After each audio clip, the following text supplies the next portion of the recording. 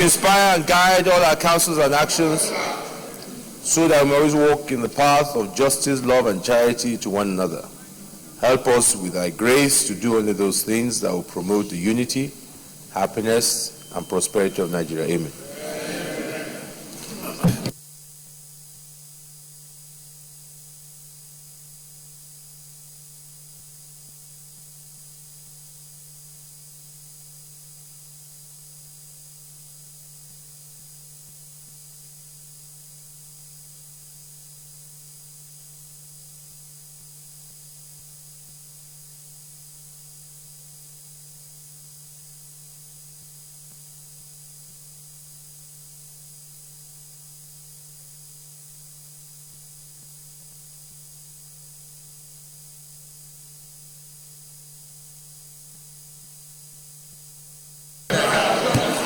Sir, how are you, sir? Distinguished senators, please take your seats.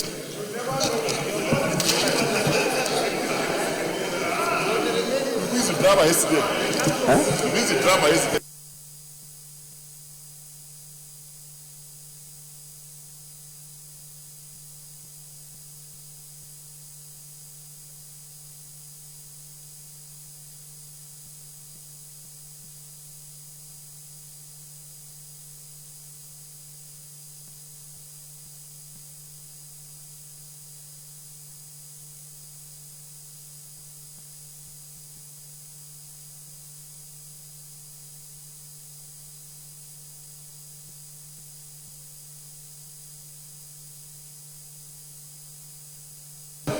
Chief Whip, distinguished senators, please take your seats. Senator Andy Uba, please take your seats. Senator F. Young, please take your seat. Senator Gemade, thank you for taking your seat. Senator Dino Melaye. We missed you. I miss you too. Kwara South, please take your seat. Joseph Ibrahim, please take your seat. Joseph Obina, please take your seat. Senator Yusuf, please take your seat.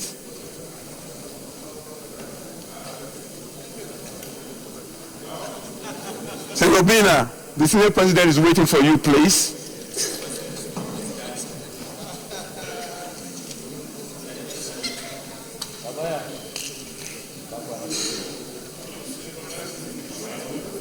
Senator Ogala, the senior president is waiting for you, please.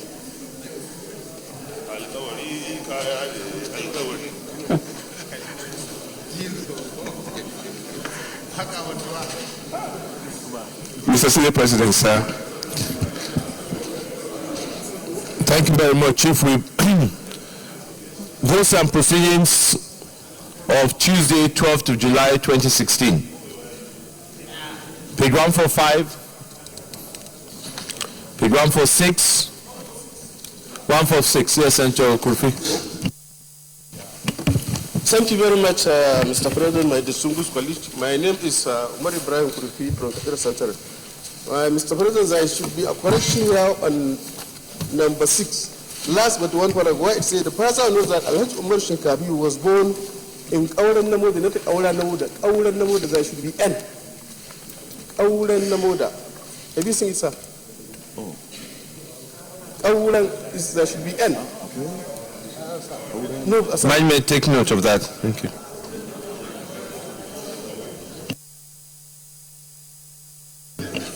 Page 146. Page 147. 148. 149. Page 150. Page 151. Distinguished Senator from Kwara North, former Governor, Senator Shaba Lafiaji.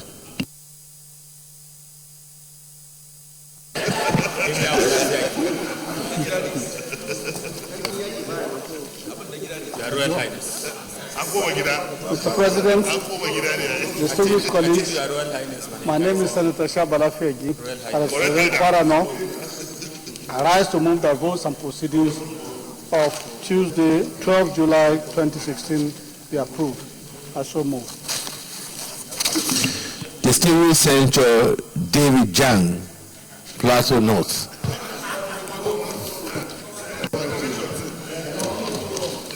Mr. President, I'm Jonah David Jang, representing Plateau North.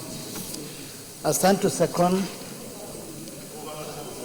the motion to approve the order paper of yesterday, the board of proceedings of yesterday. I so second. Distinguished Senators, those in favor that the votes and proceedings of Tuesday, 12th July 2016 is hereby approved, say aye. Those against, say nay. The ayes have it. The votes and proceedings of Tuesday, 12th July 2016 is hereby approved.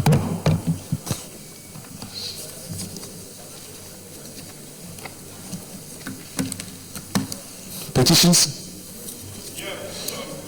Senator Forestry.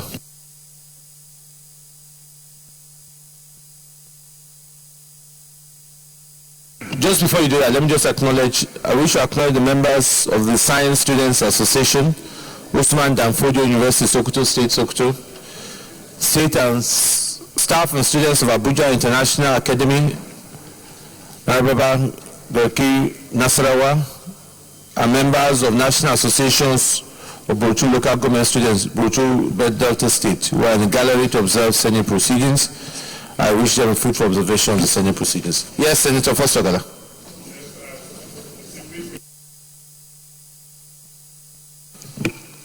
Distinguished colleagues, I rise to present two petitions from my constituents. One of them is Maxwell Bibakedom. He served the Nigerian Army for almost 13 years. 12 years, 334 days. He is not yet receiving his pension when the pensionable age of service is 10 years of service. Secondly, I have a petition from Captain James Pere Femowe, retired, service number Nigerian Army stroke 6110. He served 13 and a half years and retired as a captain, but is also not receiving his pension. And he wants the attention of the Senate President and the distinguished senators to look into their matters. You come and lead the petition.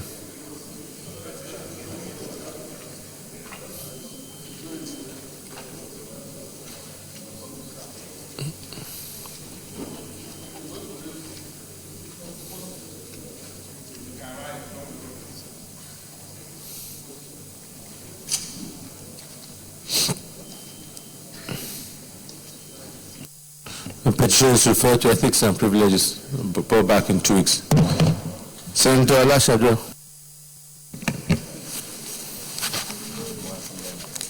The distinguished Senate President, distinguished colleagues, I have two petitions here. One from one of my constituents, Mr. E.O. Yedele, an Assistant Commissioner of Police, who was wrongfully and unlawfully dismissed from the services of the Nigerian Police Force. The petitioner prays that the Senate look into the matter. The second petition, Mr. President, is from 8 of my constituents who believe that having served the Ondo State government meritoriously over the years and retired, have not been paid their entitlements. So they are asking and praying the Senate to please look into their case. Thank you, Mr. President. No, come and play the two petitions here.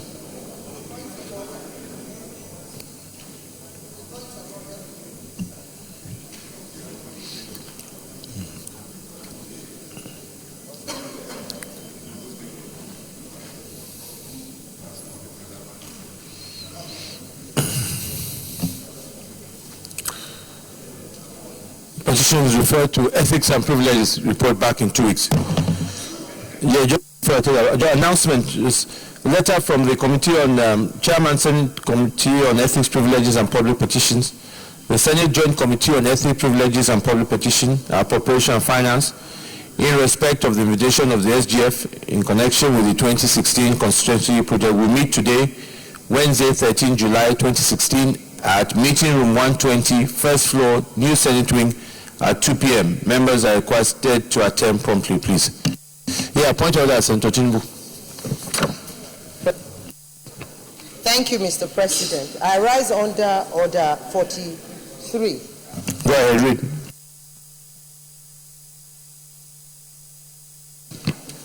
By the indulgence of the Senate and the leave of the President of the Senate, a senator may make a personal explanation, although there be no question before the Senate, but no controversial matter may be brought forward, nor may debate arise upon the explanation. The terms of the proposed statement shall be submitted in detail to the President of the Senate when his leave to make it is sought. Go ahead. Thank you, Mr. President, and my distinguished colleagues. Yesterday, I approached the Senate President to call his attention to one of the stories that woke us up on Sunday morning concerning the gruesome murder of a woman named Deaconess Eunice Mojisola Olawale at Kubwa FCT Abuja. And I sought the permission of the Senate President to bring this to the attention of my colleagues, that being the chairman of the Senate Committee on Women Affairs, I thought that we should not be silenced to what really transpired over the weekend, that the Senate has to take a position and to do what is needful to say that we are not in support of such behavior in our society. So I decided to put some statements down that what the Senate will stand by, and if I have the permission of the Senate President, can I go ahead? Thank you.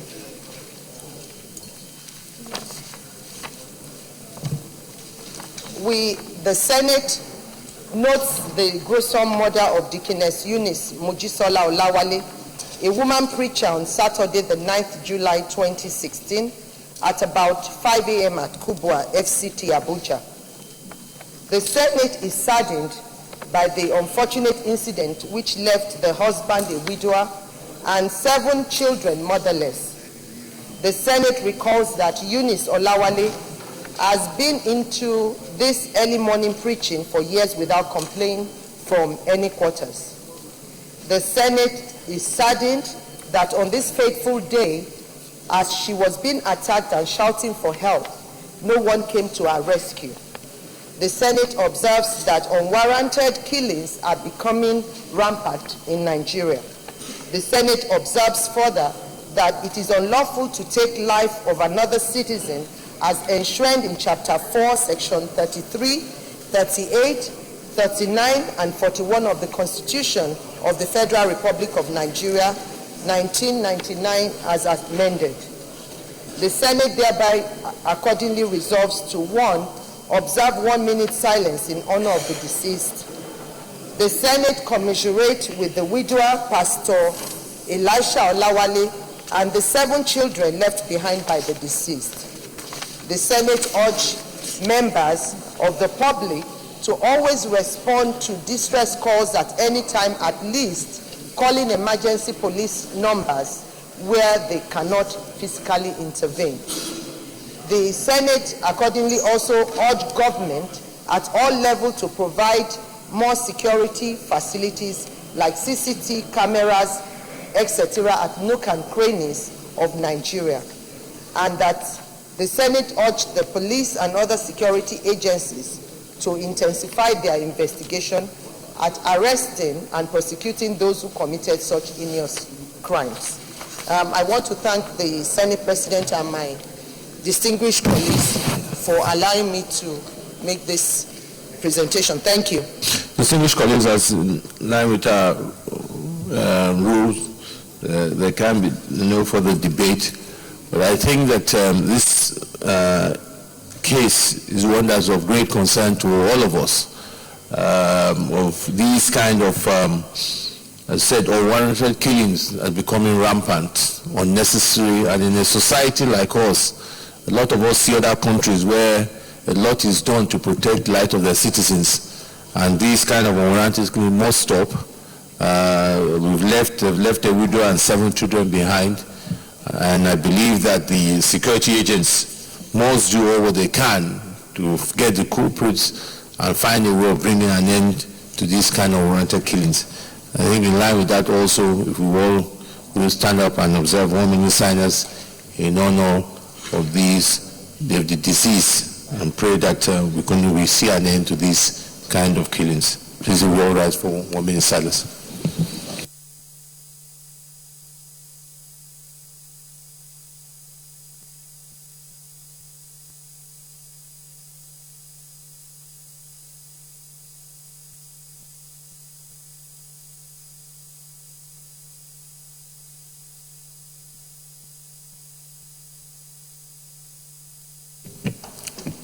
May I then so rest in perfect peace. Amen.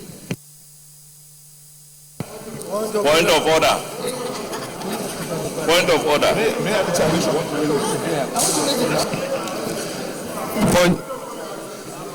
Point of order, Senator Mao Wabun.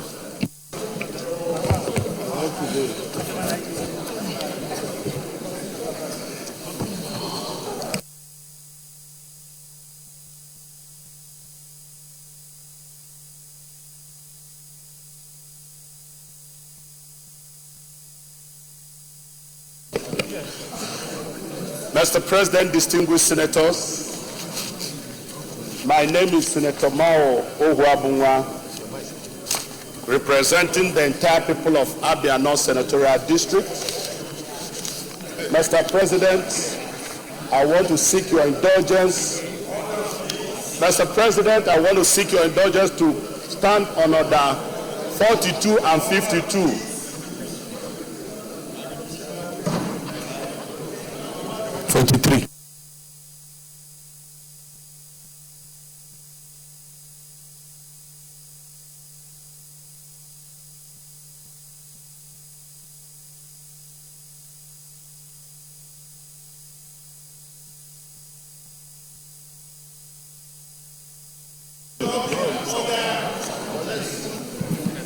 Yeah, 43. Mr. President, I come under order 43. Personal explanation.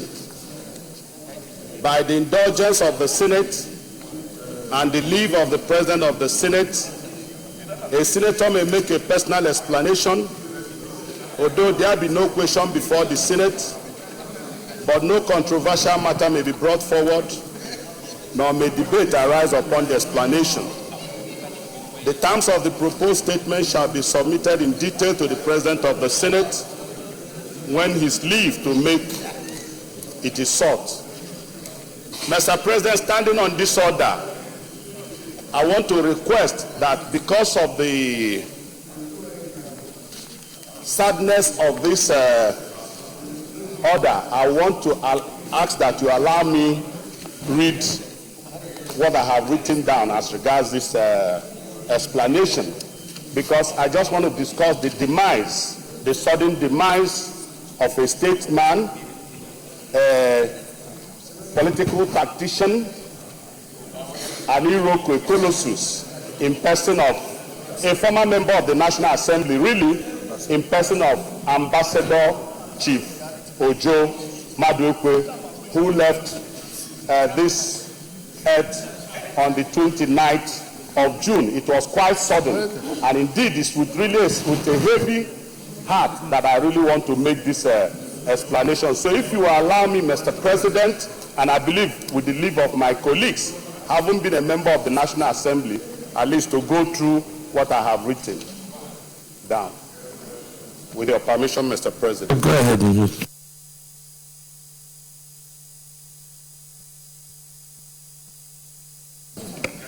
It is with a really heavy heart and with total submission to the Almighty God that I stand here as the senator representing Abia North Senatorial District to announce the demise of this great son of Abia North, this great son of Abia State, and indeed this great son of Nigeria, Chief Ojomadekwe, who has served this country very well.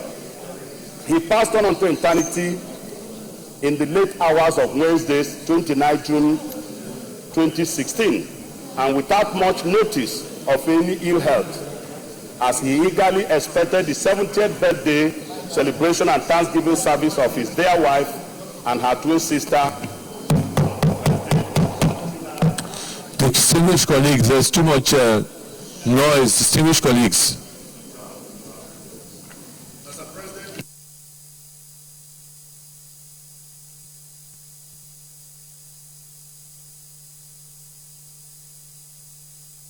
Sorry. He attended the famous Hope Water Training Institute, Calabar, the University of Nigeria and Nsukka, where he bagged an LLB honors in 1972, and the Nigerian Law School, where he obtained his Barrister of Law in 1973. We know that Chief Ojomadekwe is a brilliant politician, a public servant. Chief Ojomadekwe pioneered many innovative ideas, both as a political party administrator and in many public offices he held, where he clearly demonstrated his oratorical skills, eloquence, brilliance, and commitment to the ideals of integrity in public service. Further recall that Chief Ojomadekwe, as the Nigerian High Commissioner to Canada, he deployed his acute brilliance to the building of a robust, brilliant ties that made Nigeria an attractive destination for Canadian investment, especially through the facilitation of trade delegation led by the then Vice President, Architect Namadi Sambo, with 11 governors and 12 ministers. This delegation attracted the participation of many Canadian private sector investors and created in its wave an exponential growth in Nigerian-Canada trade ties. The Senate knows that this great son of Nigeria, Chief Ojomadekwe, had lived the true meaning of a committed national patriot, serving with zeal, innovativeness, and always raising the bar of excellence in the public service of our nation. He truly deserves our recognition at this point of life's termination, especially for his unbroken record of excellent service rendered in close to 4 decades of public service, which he executed with equal drive, commitment, and with unparalleled philanthropic spirit at various areas of his involvement. Mr. President, distinguished senators, you might wish to note that Chief Ojomadekwe made footprints. His footprints are indelible in the sands of times and in various offices he held as he passed through this great nation, and this includes, but not limited to: 1.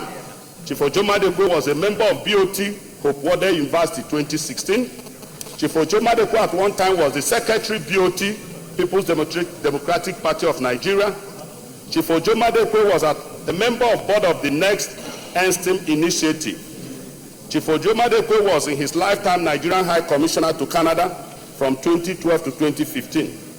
Chief Ojomadekwe served this country at the time as a foreign minister from 2007 to 2010. Chief Ojomadekwe at the time also was the National Secretary, People's Democratic Party of Nigeria from 2005 to 2007. Chief Ojomadekwe also served this country diligently as a Federal Minister of Transport from 2000 to 2003. Chief Ojomadekwe also served in the capacity as the Minister of Culture and Tourism 1999 to 2000. He also served as the Presidential Advisor, Legal and Constitutional Affairs 2003 to 2005. He was a member of the National Assembly House of Reps 1983. He was a member of the Constitutional Assembly 1988 to 1989. He was a member of the National Constitutional Conference, 1994 to 1995. He was advisor to the Social Democratic Party National Chairman, 1990 to 1992. He was also advisor to the Minister of Foreign Affairs, 1993 to 1995. He was a member of the technical advisor. He was a technical advisor to the Vision 2010. Member National Boundaries Adjustment Commission. A member of the Nigerian Bar Association, the International Bar Association, a Paul Harris Fellow, and a senior partner, Madekwe & Co, barristers and solicitors. Mr. President, distinguished senators, you will agree with me that the demise of late Chief Ojo Madekwe CFR is indeed a great loss, not only to his family, not only to the Asaga community of Ohafia, not only to the people of Abia North Senatorial District, not only to the people of Abia State, but indeed a great loss to this country, our great country, Nigeria, especially at this time that we need the advice, the wisdom, and the experience of such a statesman. And more to all, those who cherish his ideals and excellence of integrity in public service, which he fought so hard to uphold in his lifetime. Mr. President, distinguished senators, I want to urge you to please allow this House to resolve to observe a minute silence in honor of late Chief Ojo Madekwe.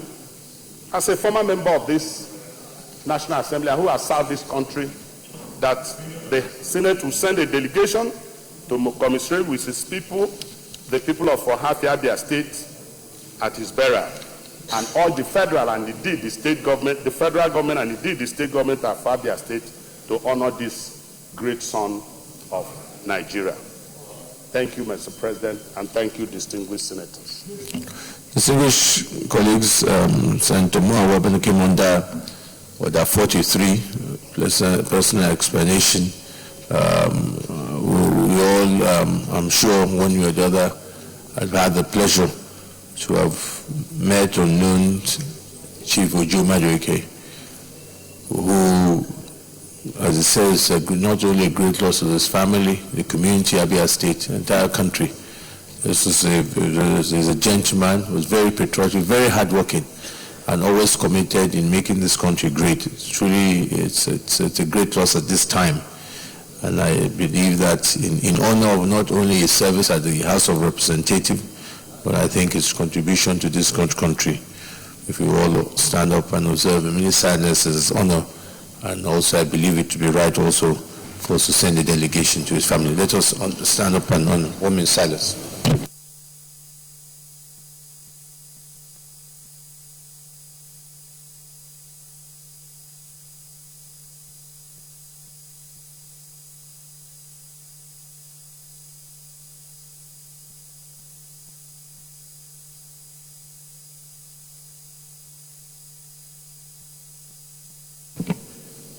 May so rest in perfect peace. Amen.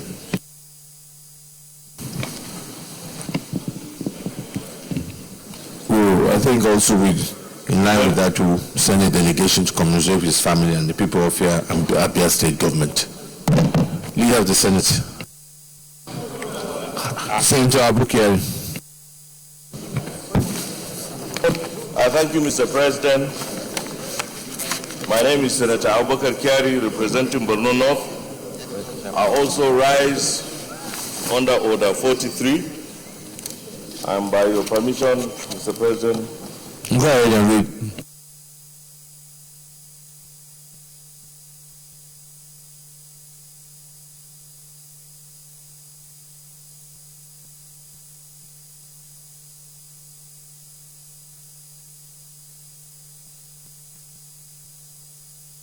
Upon the explanation.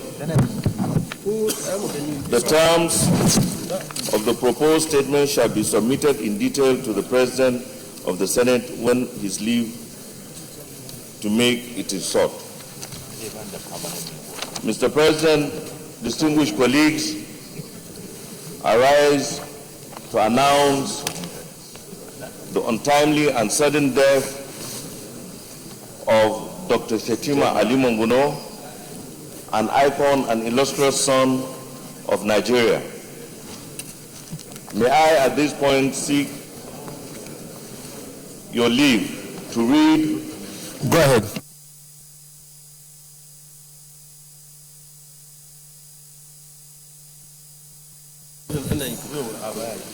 It is with the total submission to the will of the Almighty Allah that I announce the profound sadness of the death of Dr. Shetima Ali Monguno, CFR, on Friday, 8th July 2016, and was buried on Saturday, 9th July 2016, in accordance with Islamic rites.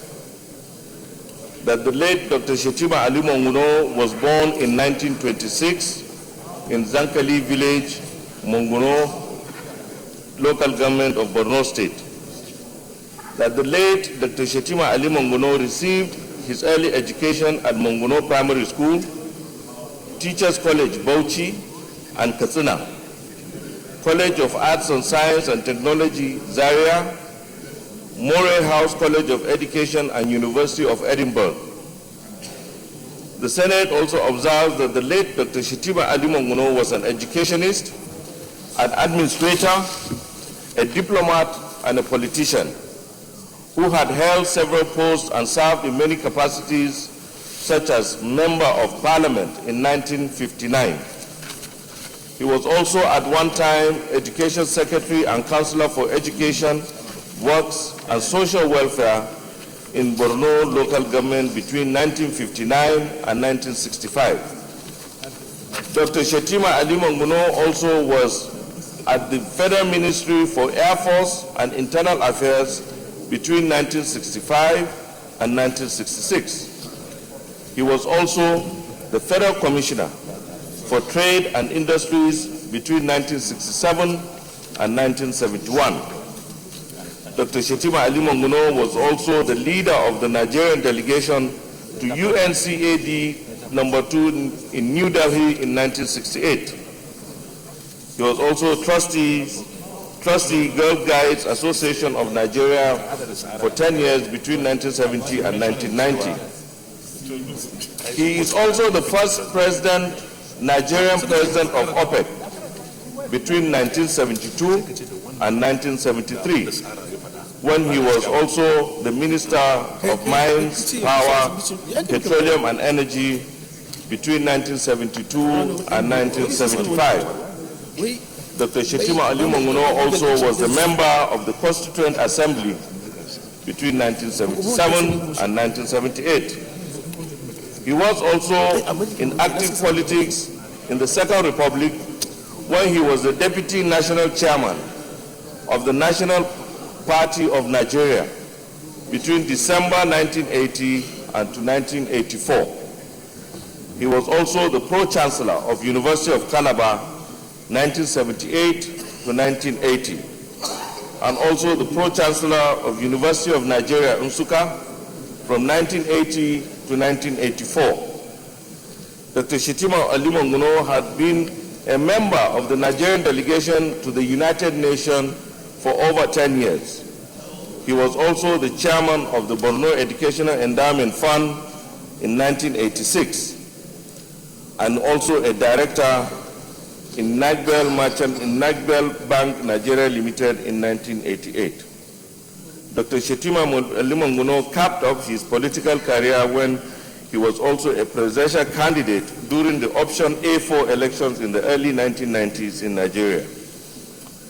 The Senate also recognizes that the late Dr. Shetima Ali Monguno was known in the last 3 decades as a philanthropist who committed his time and resources to charity through his Shetima Ali Monguno Foundation that focused mainly on education of poor children, especially the girl child. Mr. President, distinguished colleague, it is worthy to note that Dr. Shetima Ali Monguno right now has built a massive hostel in the University of Maiduguri in that regard. The Senate also acknowledges that late Dr. Shetima Ali Monguno was a man of honor, a great achiever, forthright and a unifying force who has immensely contributed to the growth and development of democracy in Nigeria. also believed that the late elder statesman had throughout his lifetime demonstrated uprightness, unreserved commitment, and patriotism. And of recent, about 3 years ago, Mr. President, distinguished colleague, his uncompromising pursuit of peace in the Northeast earned him the wrath of the Boko Haram when he was abducted on Friday, May 3rd, 2013. He has also been conferred with many honors and awards, both back at home and abroad, such as the National Honor Ethiopian Empire, Republic of Egypt, Sudan, and Cameroon. National Honor of the Commander of the Order of the Federal Republic of Nigeria, CFR, in 1982.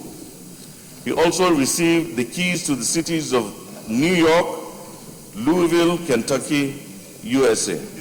Also Quito in Ecuador and Lima in Peru.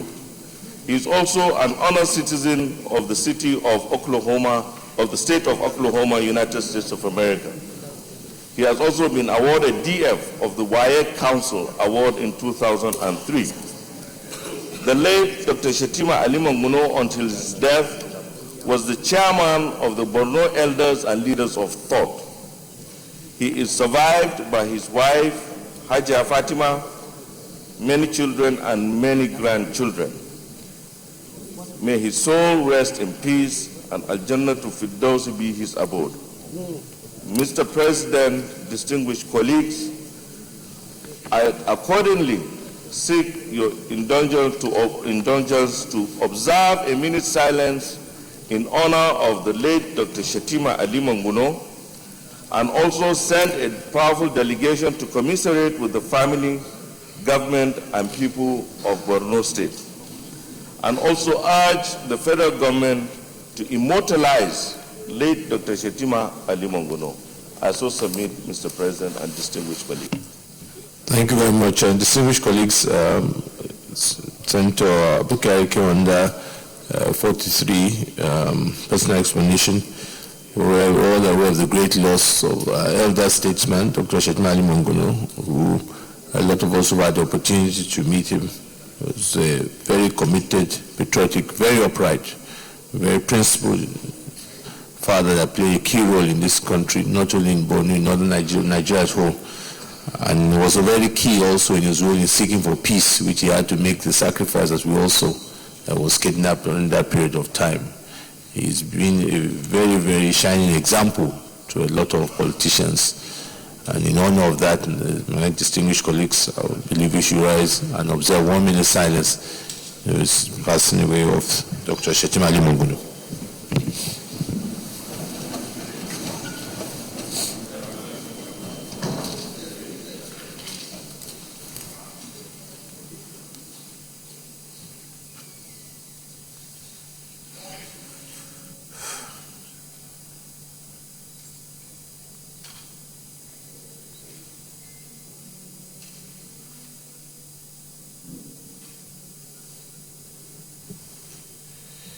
May so rest in perfect peace. Amen.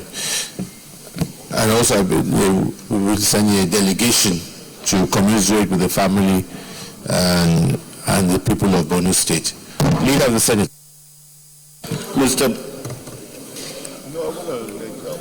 I think we should limit the number of point of orders we take in a day.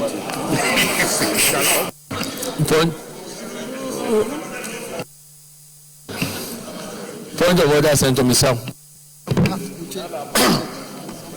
Mr. President, my distinguished colleagues, I am Senator Comrade Isa Hamma Misau, representing the good people of Bauchi Central.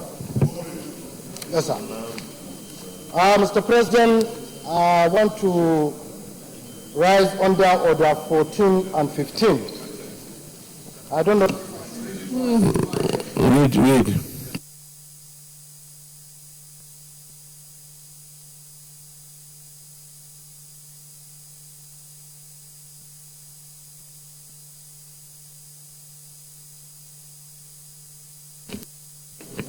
By the legislative houses, powers and privileges, Act Cap 208 laws, of the Federation 1990 and other statutes, or by practice, precedent, usage, and custom. 15, any senator may rise at any time to speak upon a matter of privilege suddenly arising, and he shall be prepared to move without notice. A motion declaring that a contempt or breach of privilege has been committed, or referring the matter to the Committee on Ethics and Privileges.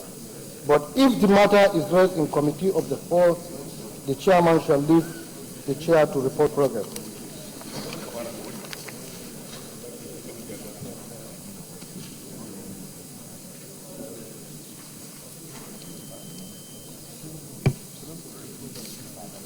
Center.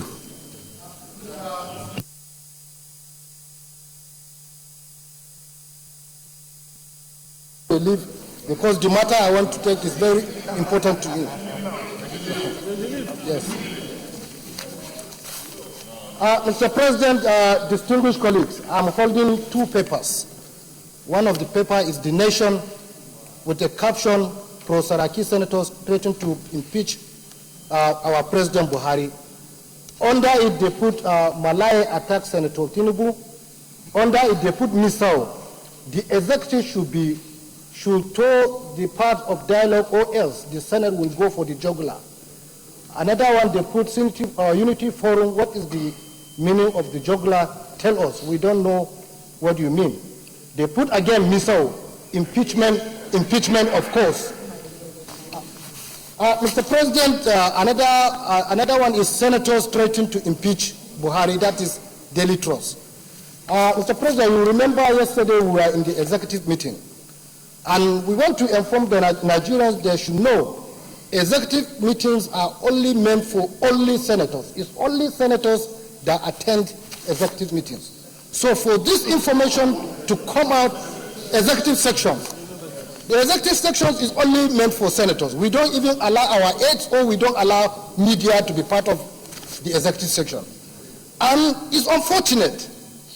Senators will go out after executive section to mislead the public on something that has never been discussed here. And here, fortunately, some of the senators are here.Maybe after I speak, if there is any time at the executive section where somebody threatened to impeach Buhari, or where I was not even given the privilege to talk in the executive section. But somebody, even the chairman Senate Committee on Foreign Affairs, she was not there. And some people went out to mislead the public. So many times, Mr. President, we are saying it here.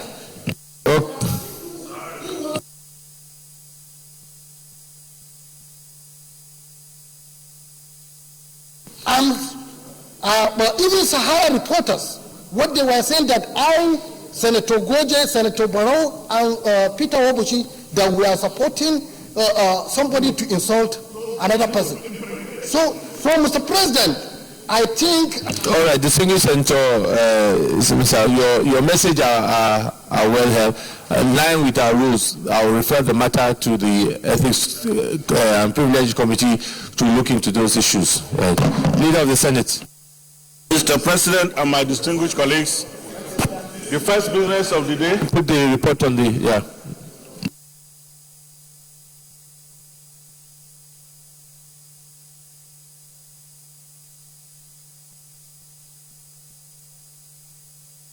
Mr. President, you may wish to invite the clerk of the Senate to read the short title of the bill. Clerk of the Senate.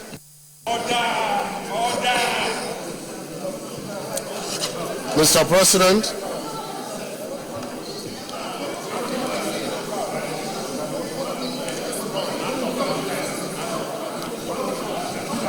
Mr. President, distinguished senators, Energy Commission Act Cap E10 LFN 2004, Amendment Bill 2016, SB 196, first reading. Energy Commission Act Cap E10 LFN 2004, Amendment Bill 2016, SB 196, first reading taken. Leader of the Senate. Mr. President and my distinguished colleagues, the second business of the day is presentation of a bill, a House bill, standing in my name, on the Produce Enforcement Standard Act Cap P32, laws of the Federation. Order!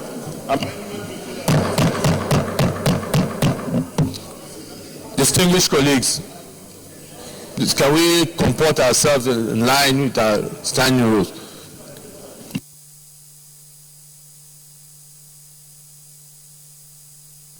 Wait for him. No.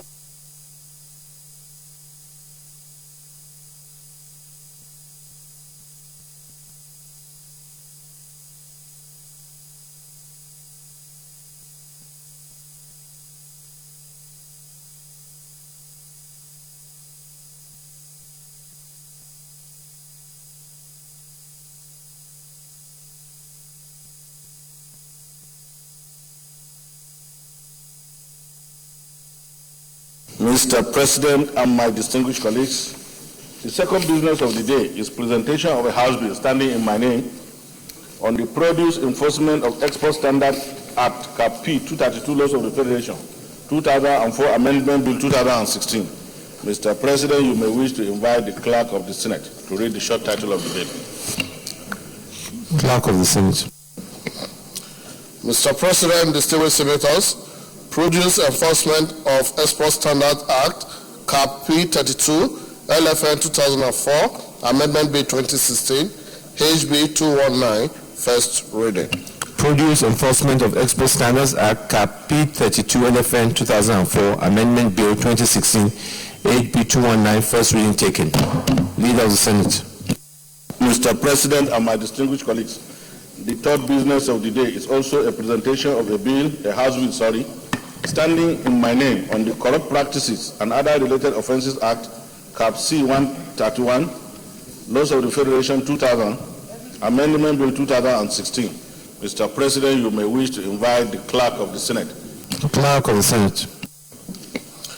Mr. President, distinguished senators, Corrupt Practices and Other Related Offences Act, Cap C31, LFN 2000, Amendment Bill 2016, HB 232, first reading. Corrupt Practices and Other Related Offences Act, Cap C31, LFN 2000, Amendment Bill 2016, HB 232, first reading taken. Leader of the Senate. Mr. President, the fourth business of the day is presentation of a House bill standing in my name on the Federal Capital Territory Hospital Management Board, Establishment ETC Bill 2016. Mr. President, you may wish to invite the Clerk of the Senate to read the short title of the bill. Clerk of the Senate. Mr. President, distinguished senators, Federal Capital Territory Hospital Management Board, Establishment, etc. Bill 2016, HB 441, first reading. Federal Capital Territory Hospitals Management Board, Establishment, etc. Bill 2016, HB 441, first reading taken. Leader of the Senate. Mr. President, the fifth business of the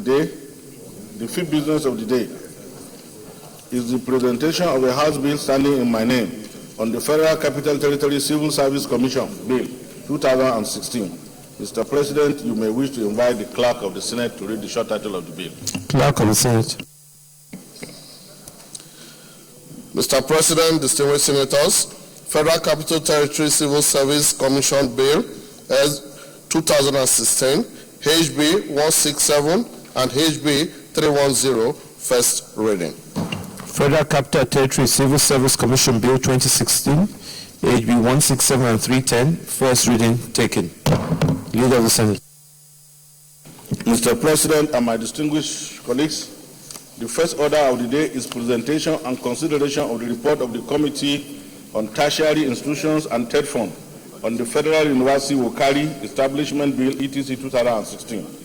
Distinguished senators will recall that the report of the committee was laid on Tuesday, the 14th day of June 2016. Mr. President, you may wish to invite distinguished Senator Binta M. Garba, Chairman of the committee, to move the motion for the presentation and consideration of the report. Senator Binta Masi.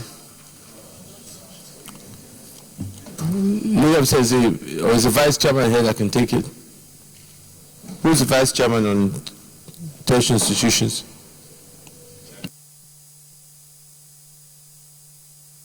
Senator will step it up. Mr. President and my distinguished colleagues, I move that we stand on this order to another legislative day. I so move. Mr. President, distinguished colleagues, I rise to second the motion as moved by the Senate leader that we stand down this bill. Distinguished colleagues, those in favor that we stand down this item to another legislative day, say aye. Those against, say nay. The ayes have it. This item is down to another legislative day. Leader of the Senate.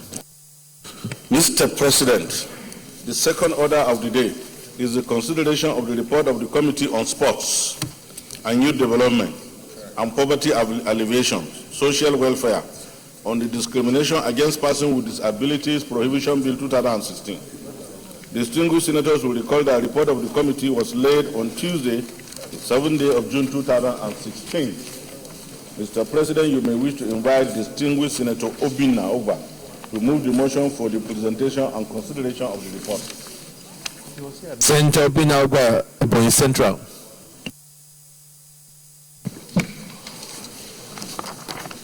Thank you, Mr. President, distinguished colleagues. My name is Senator Obinna Oba. I represent Ebonyi Central, Senatorial District, Ebonyi State.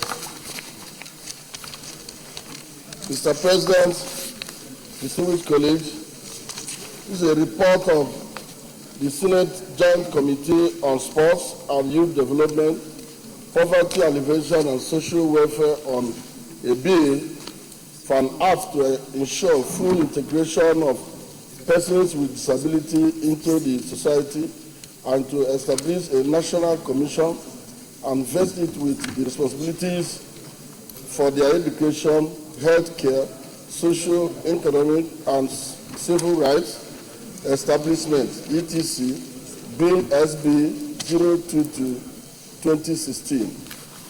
Senator Binga Shafa. Second the motion that we consider the report.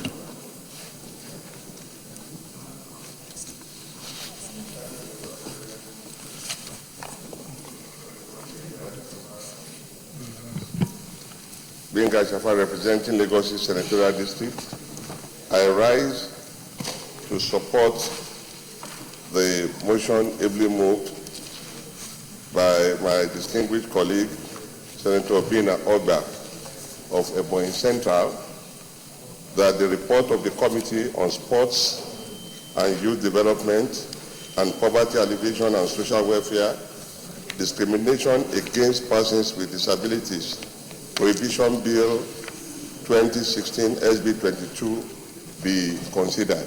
I so support. Okay, distinguished colleagues, those in favor that the Senate do consider the report of the Committee on Sports and Youth Development and Poverty Alleviation and Social Welfare on the Discrimination Against Persons with Disabilities Prohibition Bill 2016, say aye. Aye. Those against say nay. The ayes have it. Senator Obinna, present the report.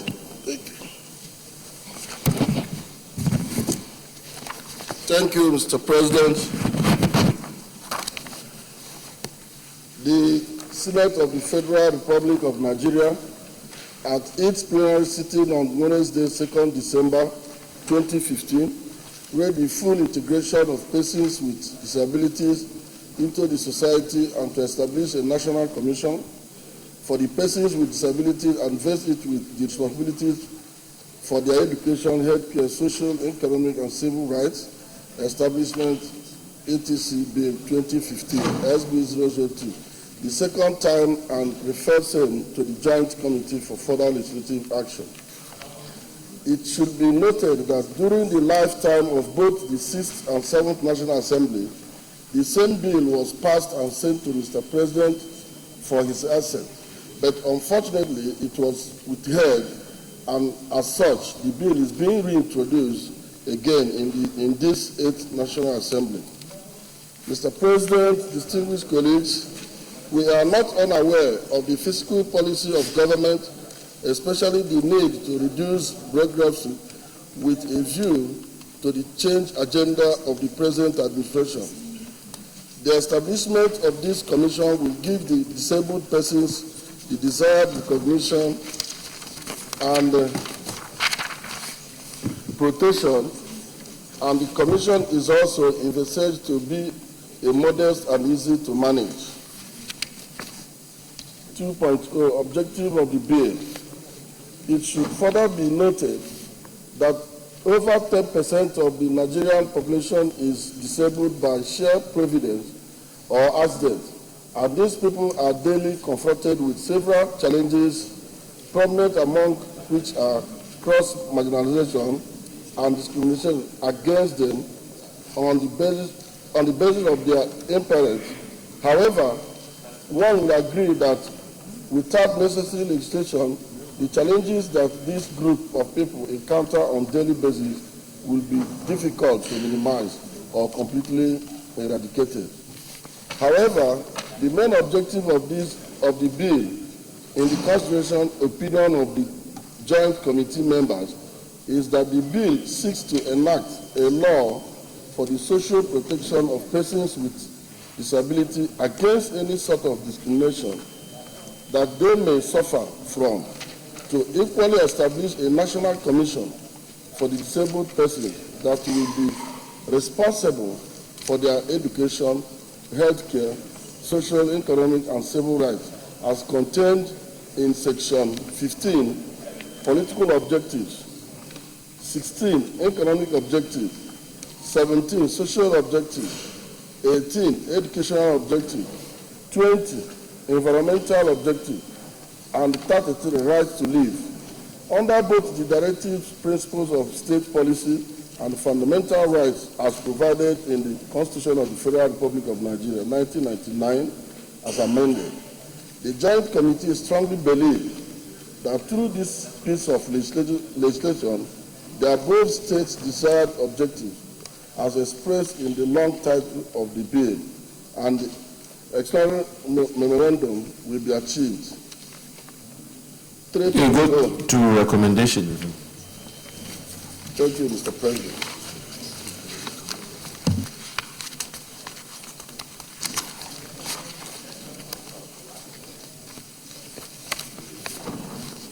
The Joint Committee to which the bill was referred to have satisfactorily concluded work on it, hereby recommend that the Senate do give a favorable consideration to this important bill and equally give it an expeditious passage.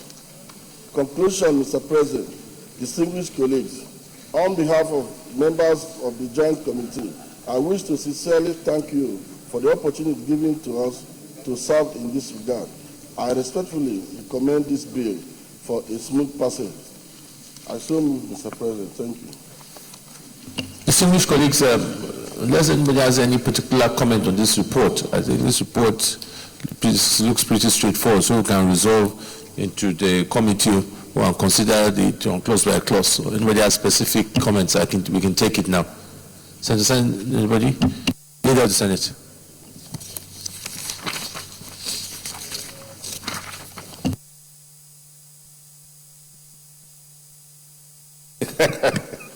Mr. President and my distinguished colleague, may I now move that this Senate do resolve into the Committee of the Whole to consider the report. I so move. Mr. President, my distinguished colleagues, may I second the motion that the Senate do adjourn to the Committee of the Whole to consider that report. I so second. Distinguished colleagues, those in favor that the Senate do resolve to the Committee of the Whole to consider the report, say aye. Those against say nay. The ayes have it.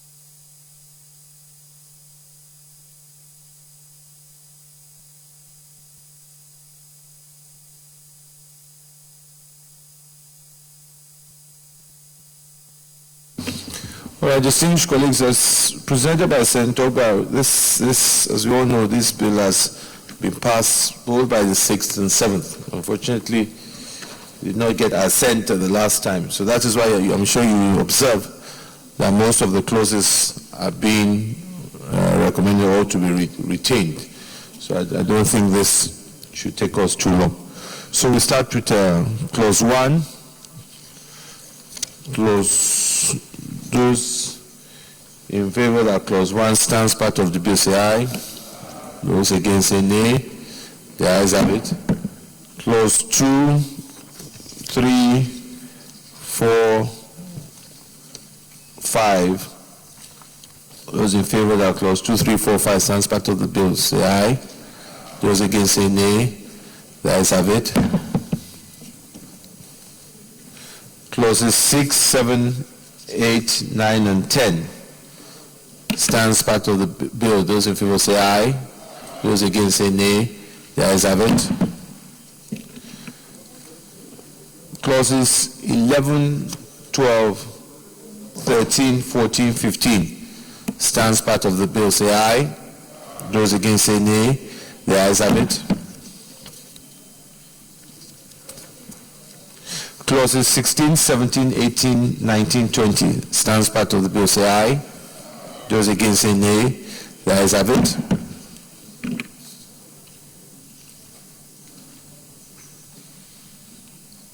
Clause 21.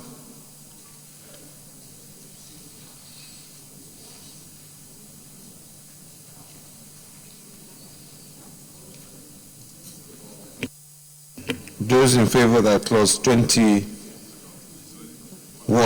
as amended stands part of the bill say aye. DSP, you want to say?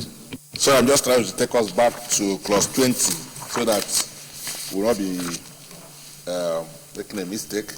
Because clause 20 is already a right guaranteed by the Constitution. And the Supreme Court has said that once a provision is made in the Constitution, we cannot be to be legislating on it.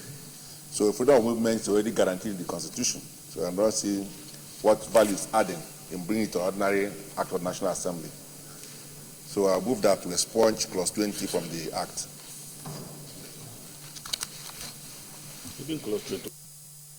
Leader, you speak on it. Thank you very much, Mr. President, Mr. Chairman. The position taken by the DSP is the correct position of the law. And mutatis mutandis, it should apply to clause 21 too. 21 says, except on medical grounds or in accordance with provisions of the Constitution of the Federal Republic of Nigeria, a person with ability shall not be isolated or segregated from the community or compelled to live in a particular area. That's equally appropriate. Those in favor that clauses 20 and 21 be deleted and not, those in favor that clause 20 and 21 stands part of the bill say aye. Those against say nay. The nays have it. Clauses 20 and 21 deleted from that. Clause 22. Clause 22. Yes, Senator Sani. Yeah, this 22, free education, is it in public school? Okay. Clause 22.2. Persons with disability shall be entitled to free education to secondary school level. Is that public school? It has to. It has to be public school. You can't go to somebody's establishment. It should be stated. It should be stated. It should be made very clear. It should be stated very clearly that it should be public school. Yes. Free education in public school. Yes. Mr. Chairman, in legislation there is the concept that we refer to as there is no point stating the obvious. Yes. For in the same way that it will not benefit the chairman to know that Senator Akpabio has two eyes. It will be an unnecessary reminder of truth to say that somebody here we all know that it's public school, sir. So I'll put the questions. Those in favor that clause 22 stands part of the bill say aye. Those against say nay. The ayes have it. Clause 23. Clause 23.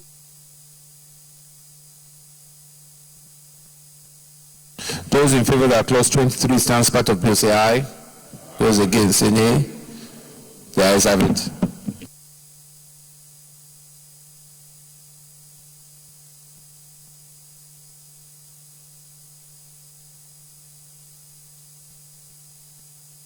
Clause 24. 24, yes, JSP. I don't seem to know. Maybe the chairman will give us clarification what he means by subsidy here. It's education of special education personnel shall be highly subsidized. I don't understand it.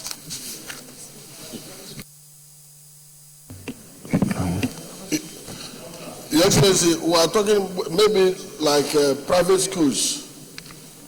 Private schools, when they go to private school, they won't pay the same money that other, people pay.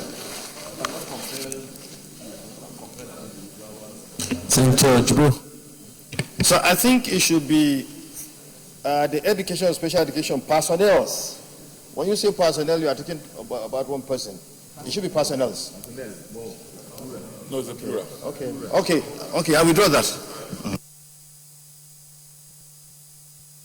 Yes, leader. Mr. Chairman, all laws are meant to be workable. So if in making the court or on the enforcement of this right, the court will be in a position not to be able to enforce this, it will not be right for us to have it in our statute book. So first is that this refers to personnel who are involved in giving education to physically challenged people here and training. And what is happening here is that you cannot define the limit of subsidy. We don't understand what that subsidy is all about. So I think that we either change it.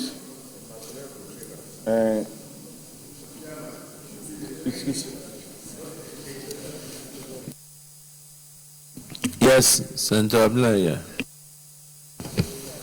Mr. Chairman, I think in order to avoid tautology in that particular sentence, I think it should be the training of special education personnel shall be highly subsidized, not the education of the education. Again, that's avoid the tautology. So it's better for us to mind our language in legislation.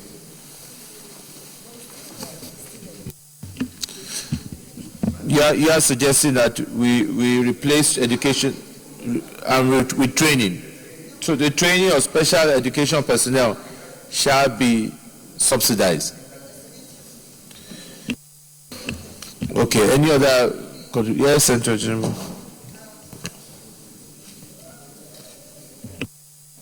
Mr. Chairman, I think the education is still appropriate than saying training, because the education might not just be mere training. It might go even into education to master's level, because but that's why the education is still appropriate than training.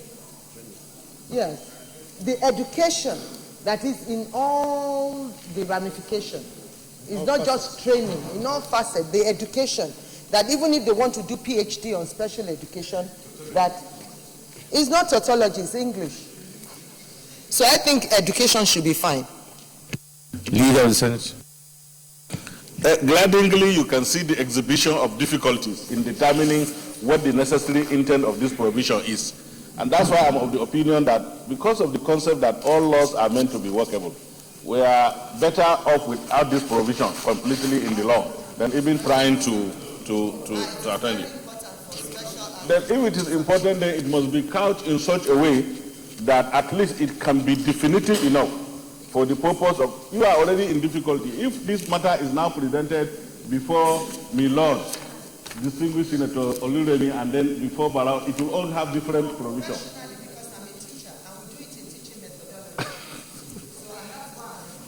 Then give us, couch it in such a way that it will reflect. Training is better. Training. and make progress. Those in favor that clause 24 should stand part of the bill say aye. Those against say nay. The ayes have it. Clause 25.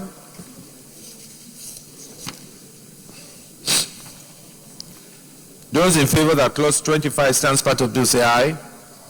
Those against say nay. The ayes have it. Clause 26 and 27. Those in favor that clause 26 and 27 stands part of the bill say aye. Those against say nay. The ayes have it.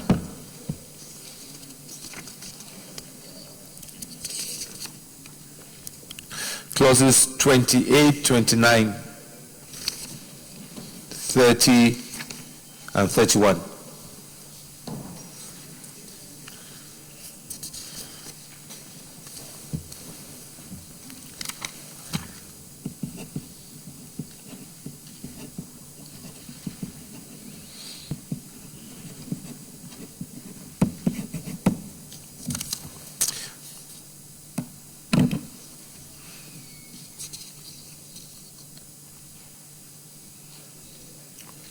Those in favor that clauses 28, 29, 30, and 31 stands part of the bill say aye.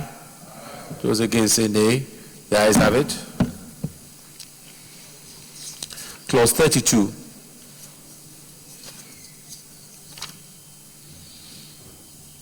Those in favor that clause 32 stands part of the bill say aye. Those against say nay. The ayes have it. Clause 33.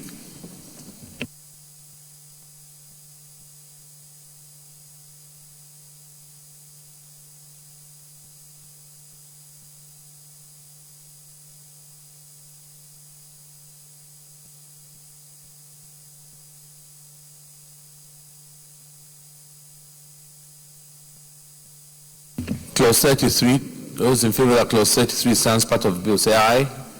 Those against say nay. The ayes have it. Clause 34.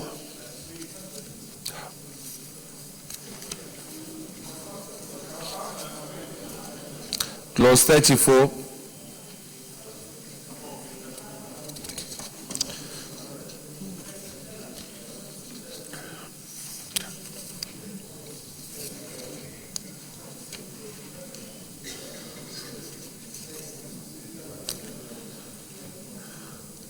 Clause 34. Yeah, yes, please. 34(2)(b) says representatives from the Nigerian geopolitical zones. It didn't specify how many. We say 1, 2, 3, or 10. No, B, 34(b).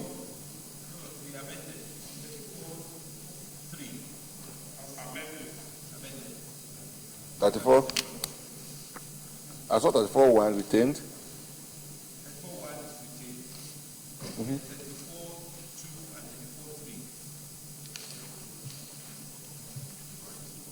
Okay. Oh, okay.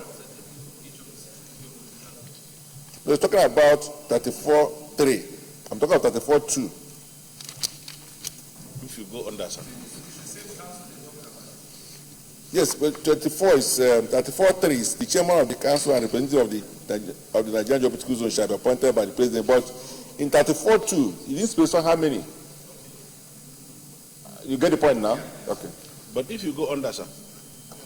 If you go under, it's there, sir. One person. The last one. If we put in one person, then you have to remove 34(b). So one of them has to go. Yes. So I think it's better to have 34(1)(b) to say a representative, one representative from the Nigerian geopolitical zones, and then remove 11. Yes. You see the point? Yes. Yeah.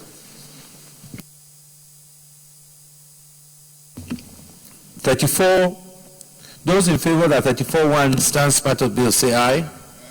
Those against say nay. The ayes have it. Those in favor that 34(2)(b) be amended to say one representative from the Nigerian geopolitical. Let me take that again. Those in favor of that 34(2)(a), stands part of the bill say aye. Those against say nay. The ayes have it. Those in favor that 34(2)B be amended to say that one person from each geopolitical zone, one representative from each geopolitical zone. Yes. Excuse me, sir. Yeah, Chairman. Excuse me, sir. Mr. President, this 2B is different from the 11, that one, the one person from each geopolitical zone. There are two different things. This B is people with disability. It's different from the last one, so that we will not mix it. Because even though they are establishing this, they still need people who are physically fit to work with them. That's well noted. So we still put the question. Those in favor that 34(2)B be amended to say one person from each geopolitical zone who shall be person with disability shall now be part of the bill say aye. Those against say nay. The ayes have it. Those in favor that 34(2)C, C1, 2, 3, 4, 5, 6, 7, 8, 9, 10, 11 stands part of the bill say aye. Those against say nay. The ayes have it. Those in favor that 34(2)C, 12 as amended stands part of the bill say aye. Those against say nay. The ayes have it. And those in favor that 34(3) as amended stands part of the bill say aye. Those against say nay. The ayes have it.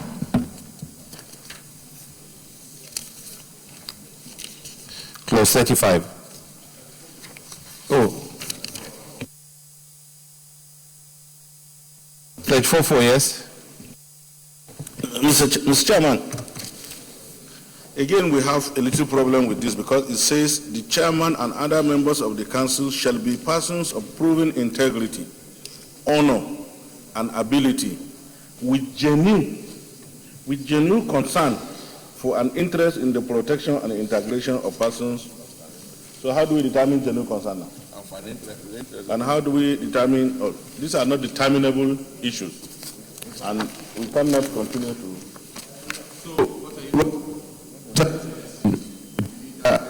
Yes, sir. I move that it be deleted. Yes, sir. Mr. Chairman, my Leonard, in this same 34, that last one, even though you have passed it, the 34C11 before the 34(4), one person from each geopolitical zone. You know, we had already said one person with disability. So if we can say one person from each geopolitical zone without disability, because somehow it's, because you can put two people with disability. But I'm just saying, because ability and disability, you know, maybe you put them with ability, however you do it, but that's by the way. So this other one, for an interest, maybe just grammatical correction and all that. The chairman and other members of the council shall be persons of proven integrity, honor, and ability with genuine concern. With genuine concern, it's difficult to know those people with genuine concern. It's difficult to know the intention. So I think we should either delete that or amend it. Genuine concern from the heart. From political antecedent. Distinguished colleagues, I put the question for 34(4). Those in favor of 34(4) stands part of bill say aye. Those against say nay. Nays have it. Clause 35. Those in favor that clause 35 stands part of the bill say aye. Those against say nay. The ayes have it. Clause 36.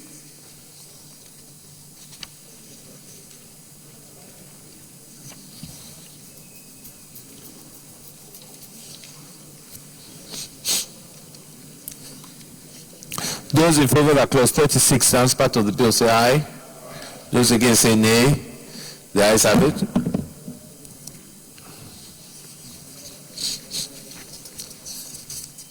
Clause 37.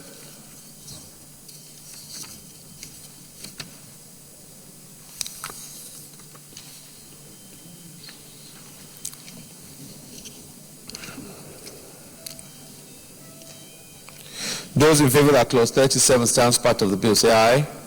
Those against say nay. The ayes have it.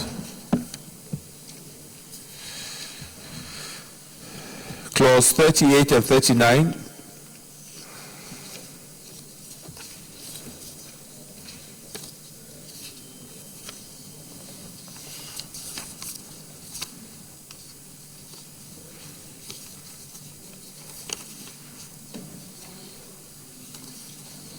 Those in favor that 38 and 39 stands part of the bill say aye.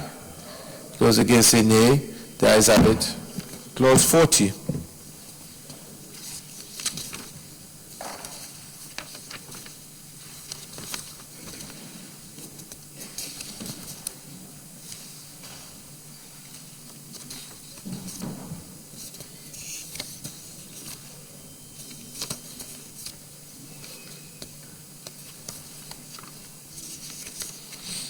Those in favor that clause 40 stands part of the bill say aye. Those against say nay. The ayes have it. Clause 41.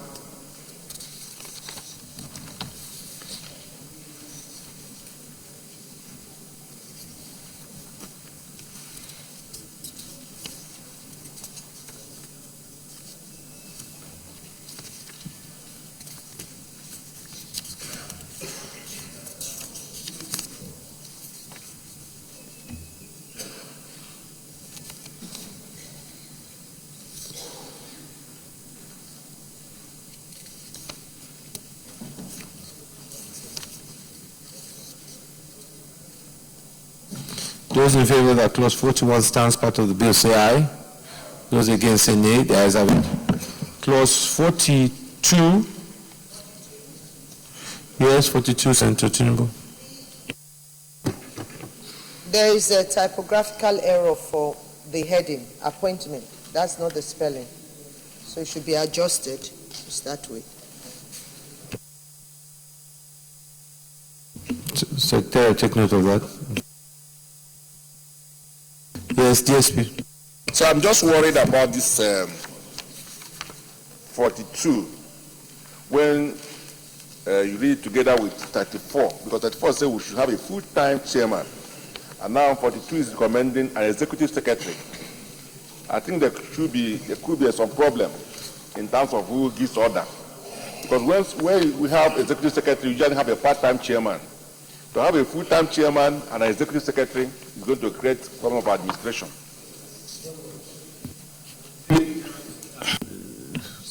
Senjoga, do you have comment on this? What was the rationale or the thinking?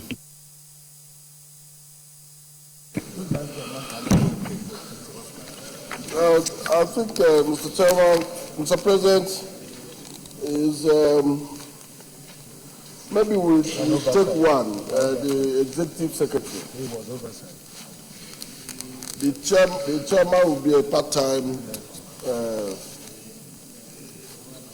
duties.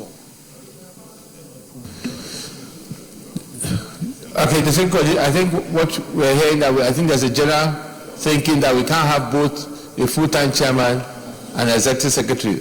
So can we take some observations on we are going to reverse ourselves on the chairman we have passed, or we keep the executive secretary? Okay. All right, let us, if that's the case, can we go back and consider 34(2)(a)? 34(2)(a), I'll put the question again. Those in favor that 34(2)(a) stands part of bill say aye. Aye. Those against say nay. Nay. That is amended. It's not amended. Okay, can we amend 34(2)(a) Yes. to read that the council shall consist of a part-time chairman? Yes. Okay, those in favor of 34(2)(a) as amended now say aye. Aye. Those against say nay. The ayes have it. So 34(2)(a) as amended as a part-time chairman. We now go to 42.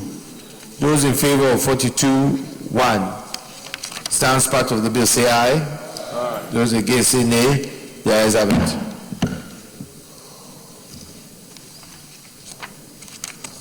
42(2). Those in favor that 42.2 stands part of the bill say aye. Aye. Those against say nay. The ayes have it. Clauses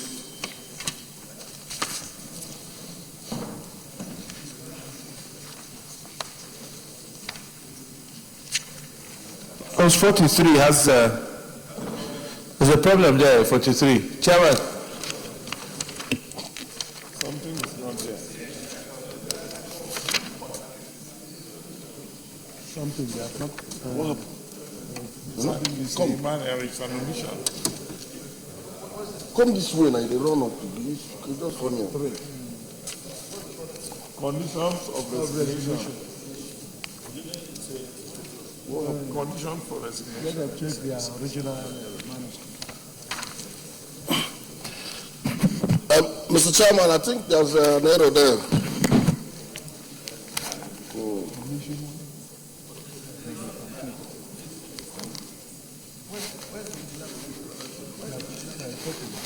Where do you keep this thing?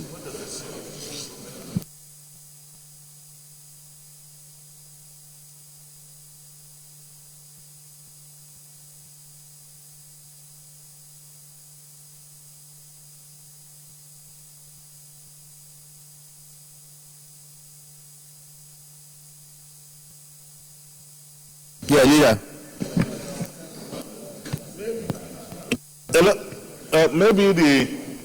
Maybe the wisest approach will be to consider the executive secretary as a public officer who is guided by the rules of resignation and everything. Yes. Any additional information? No, sir, it's okay. We can take just as a public officer, if he wants to resign, he can also follow the laid down rule in the public sector as a public service rule, Mr. President. So may I now move that we expunge the provision of section 43, clause 43, from the bill. 43 stands part of the bill say aye. Those against say nay. Nays have it. Clause 44 and 45. Those in favor of clause 44 and 45 stands part of the bill say aye. Those against say nay. The ayes have it. Clause 46. Those in favor of clause 46 stands part of the bill say aye. Those against say nay. The ayes have it. Clause 47.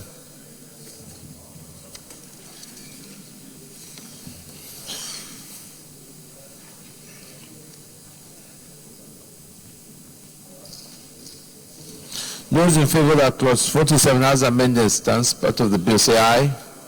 Those against say nay. The ayes have it. Clauses 48, 49, 50, 51, 52.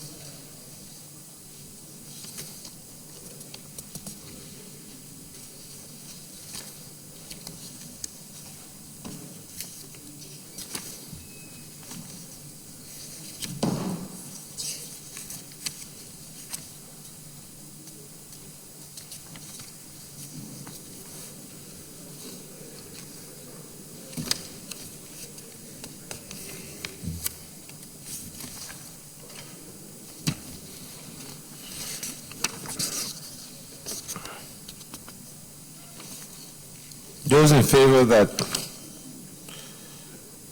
clauses 48, 49, 50, 51, and 52 stands part of the bill say aye. Those against say nay. The ayes have it. Clauses 53.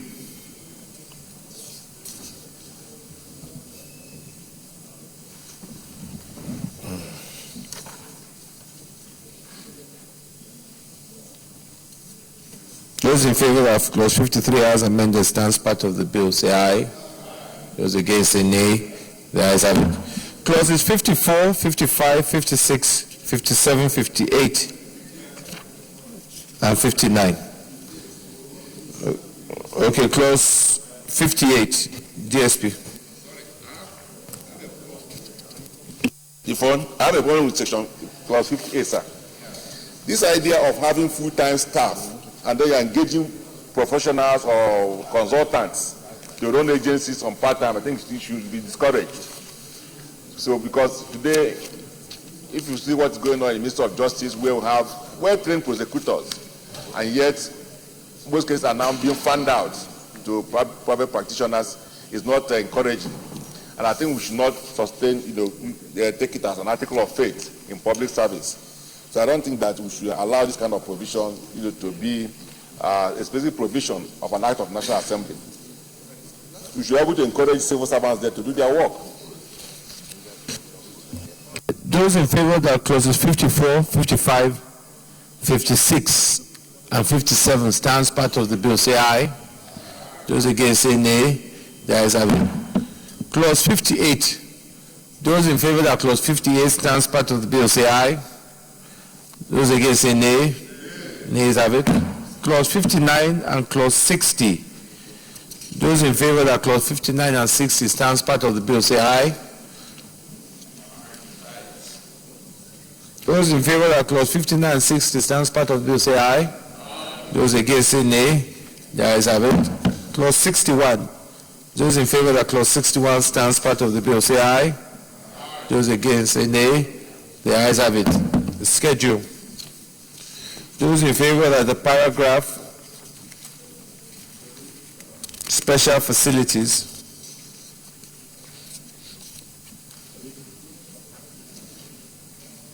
stands part of the schedule, say aye. Those against, say nay. The ayes have it.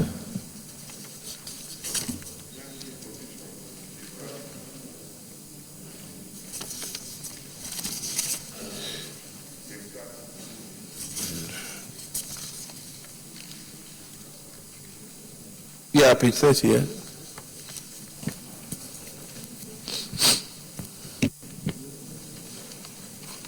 Mr. President, looking at under proceeding of the Council,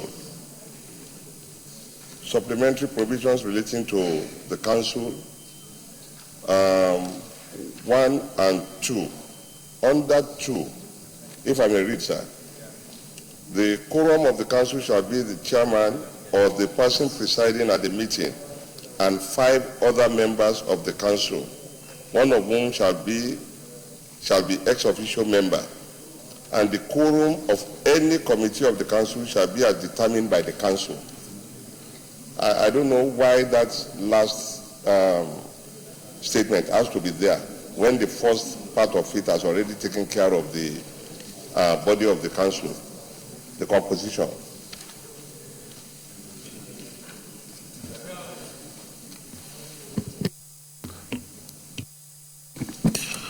Mr. Chairman, the quorum of the Council is different from that of the committee. It is the Council that will set up the standing committees, and we feel that they should also determine what will be the quorum. For instance, if the committees are 5-5 or 7-7, then maybe if it's 7-5 or 4 will form quorum. That's what the That's right. I think, yeah, okay. Those in favor that the first schedule, the first paragraph,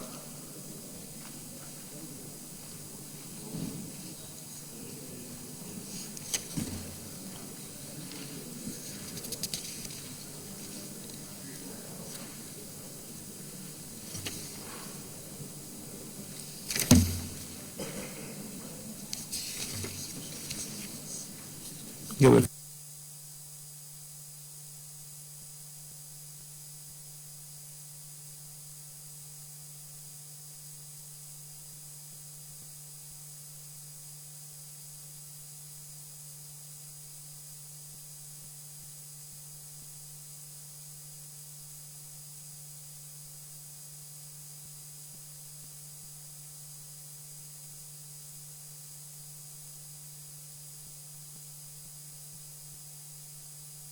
Those in favor that the first schedule stands part of the bill say aye.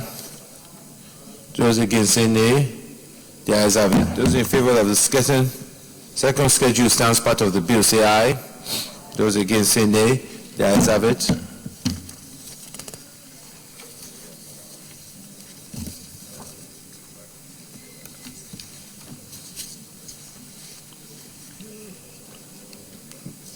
Page 29, short title.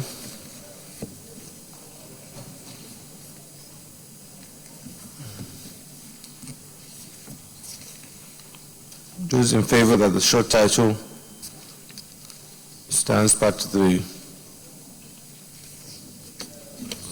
the bill say aye. Those against say nay. The ayes have it. Long title. Those in favor that the long title, as a bill for an act to ensure full integration of process of persons with disabilities into society and establish a national commission invested with the responsibility for the education, healthcare, social, economic, and civil rights establishing bill 2016 SB 222 stands part of the bill say aye. Those against say nay. The ayes have it. Leader of the Senate.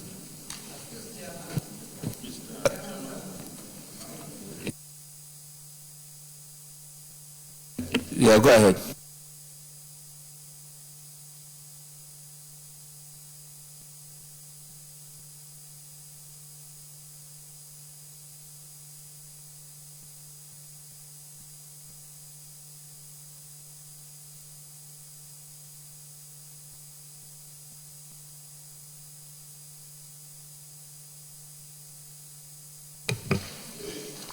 Page 25.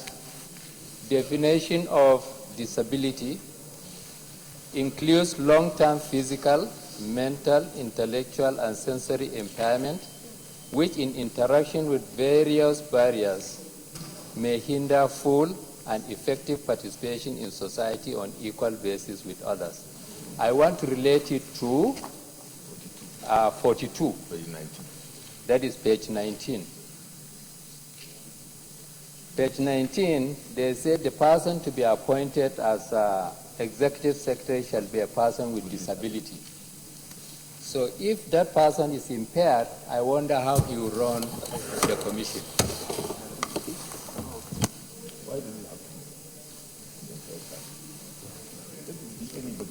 Yes, it is the definition that says he is impaired, he cannot do anything. Minister of Labor has to be a comrade.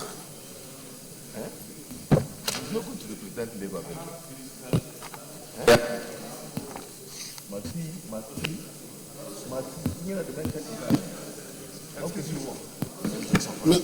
Mr. Chairman. Which may Mr. Chairman. Full and effective participation in the society on equal basis. How can that person be head of a commission? Allow everybody, including Mr. Chairman, I think, there are so many disabilities, so many, somebody that has only one eye is also a disability person, and one leg. So, and this is what these people has been crying for. They said they want to manage this thing by themselves.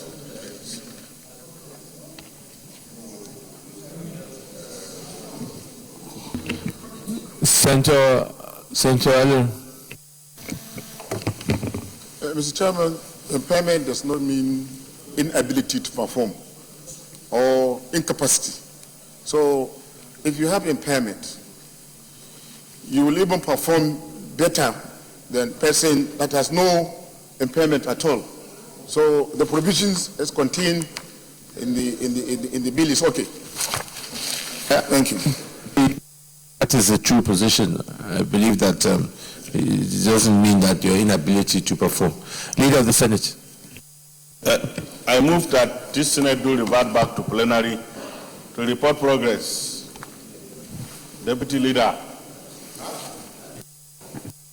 Mr. Chairman, I rise to second the motion that we report progress. I so second.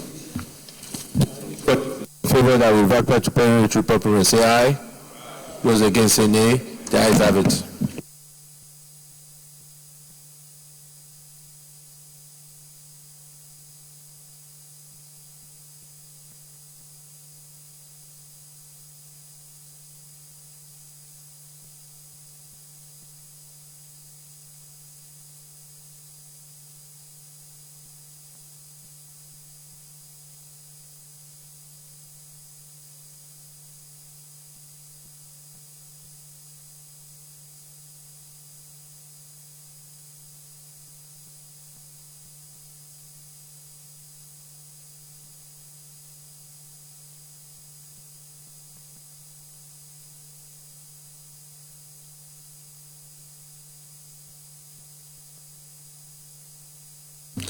Distinguished colleagues, the Senate and the Committee of the Whole considered the report of the Committee on Sports and Youth Development and Poverty Alleviation and Social Welfare on the Discrimination Against Persons with Disabilities Provision Bill 2016 and approved as follows. Clauses 1 to 19 as recommended, Clause 20 to 21 as amended, Clauses 22 to 33 as recommended, Clause 34 as amended, Clauses 35 to 42 as recommended, Clause 43 as amended, Clauses 44 to 57 as recommended, Clause 58 as amended, and Clauses 59 to 61 as recommended. Schedule special facilities as recommended, first schedule as recommended, second schedule as recommended, short title as recommended, long title as recommended. Is this a true reflection of what transpired in the Committee of the Whole?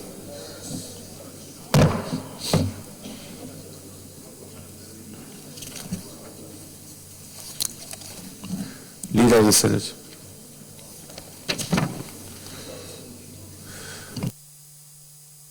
Mr. President and my distinguished colleague, I move that the Discrimination Against Persons with Disabilities Provision Bill 2016 be now read the third time. I so move. Minority Leader.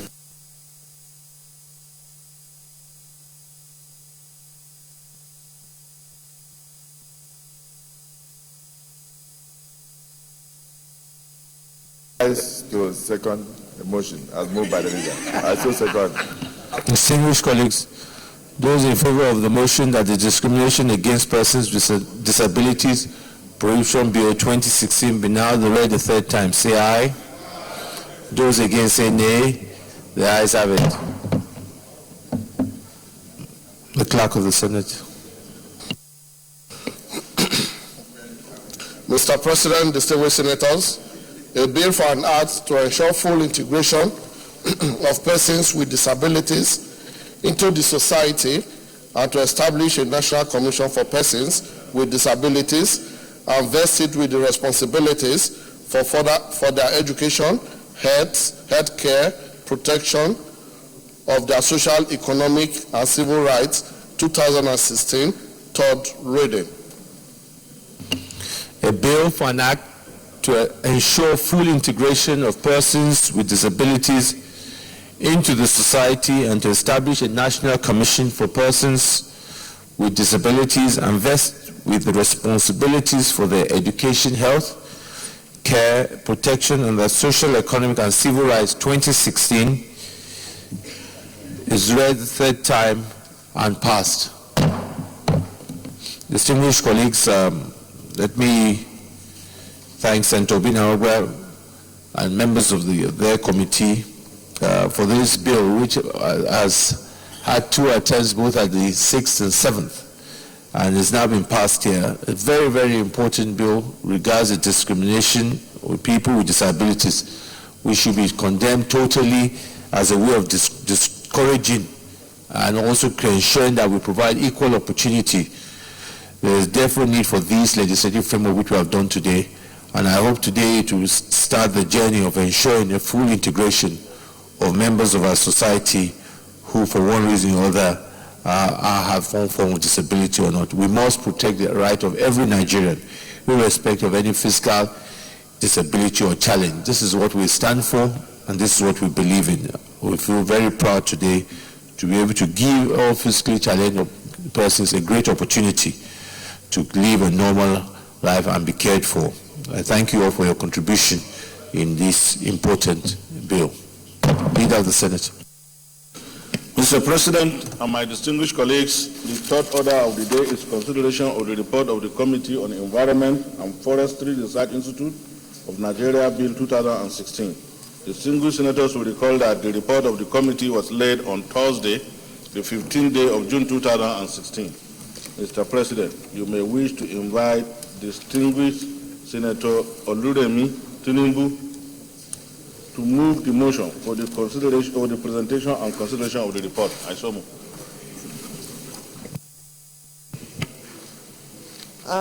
Senator Oluremi Tinubu.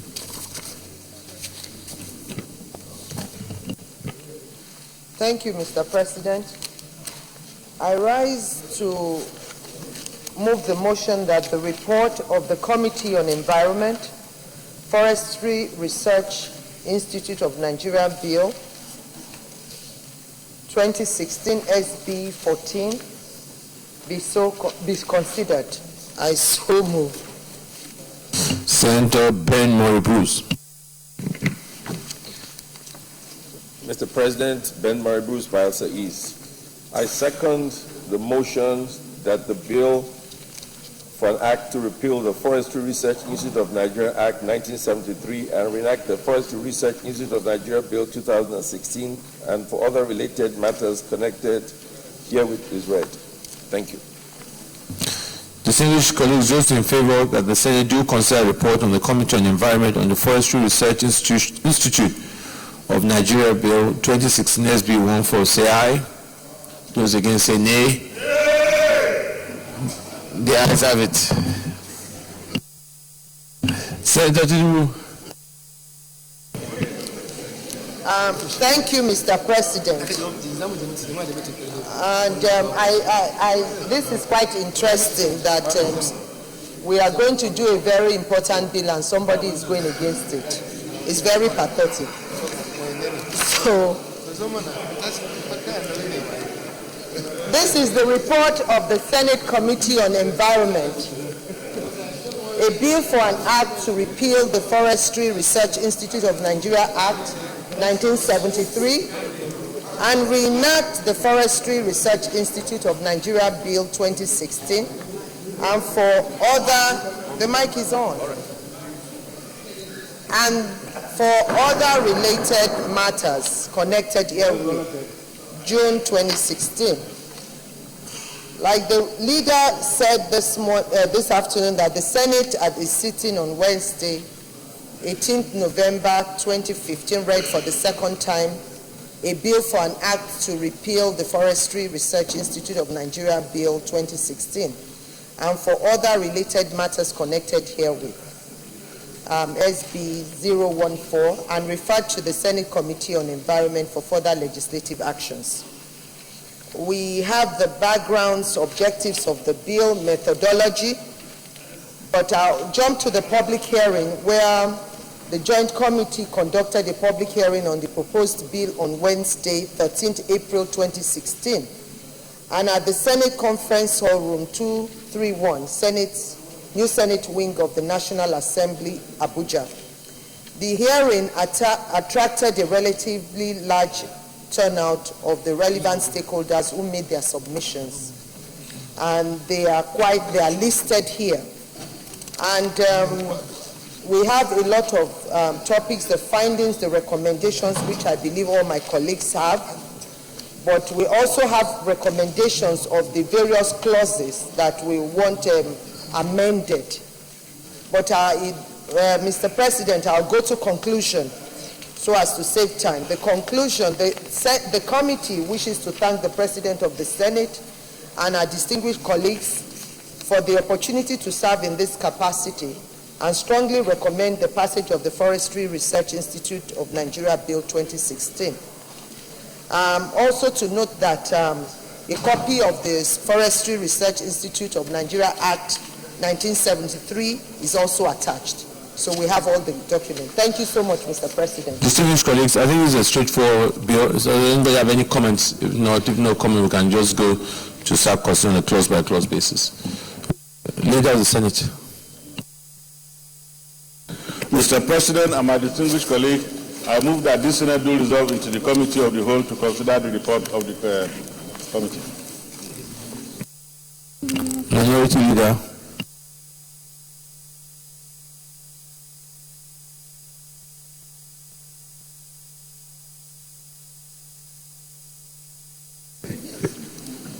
Mr. President, I rise to second the motion, and I so second. Distinguished colleagues, those in favor that the Senate do resolve the committee of the whole to consider the report clause by clause bill, say aye. Those against say nay. The ayes have it.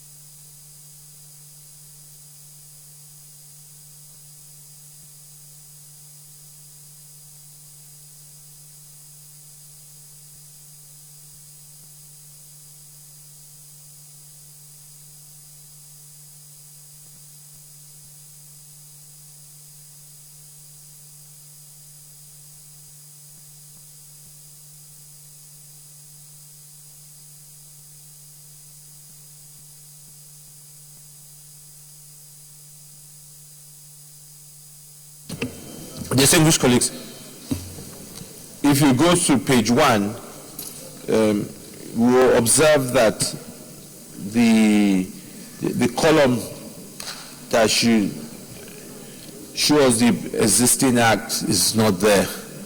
I think that's been an omission on the part of the clerk of those two committees. So I think what we'll do is step this down and ensure, let by end of the week, the clerk responsible for the environment should do the right thing. And yeah, we'll stand it down and do that.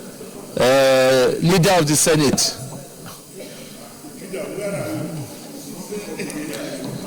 Yeah, so if you can, I was just commenting the observation that the column that should show the existing act is not there. So we direct that the clerk of the committee should go and do the right thing and get so that we can treat close by close. So if you can move that, we stand it down and we can go back to plenary.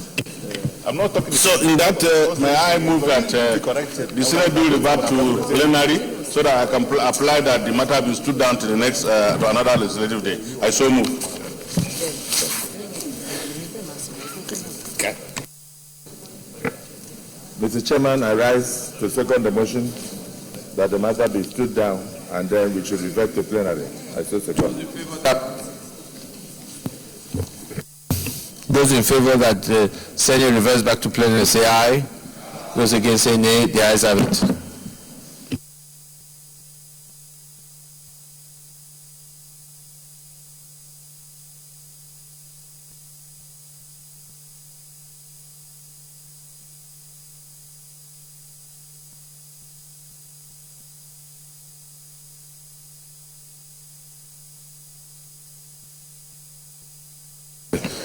Leader of the Senate.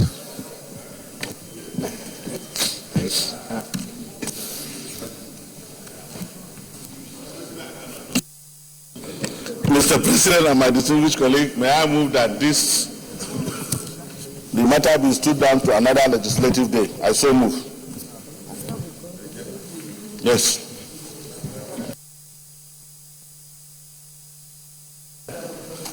Mr. President, I rise to second the motion that the matter be stood down to the next legislative day. I still second.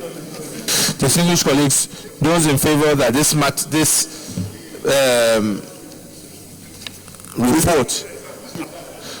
report should be sent back so that the report can be done properly and then we can consider it another legislative day. Say aye.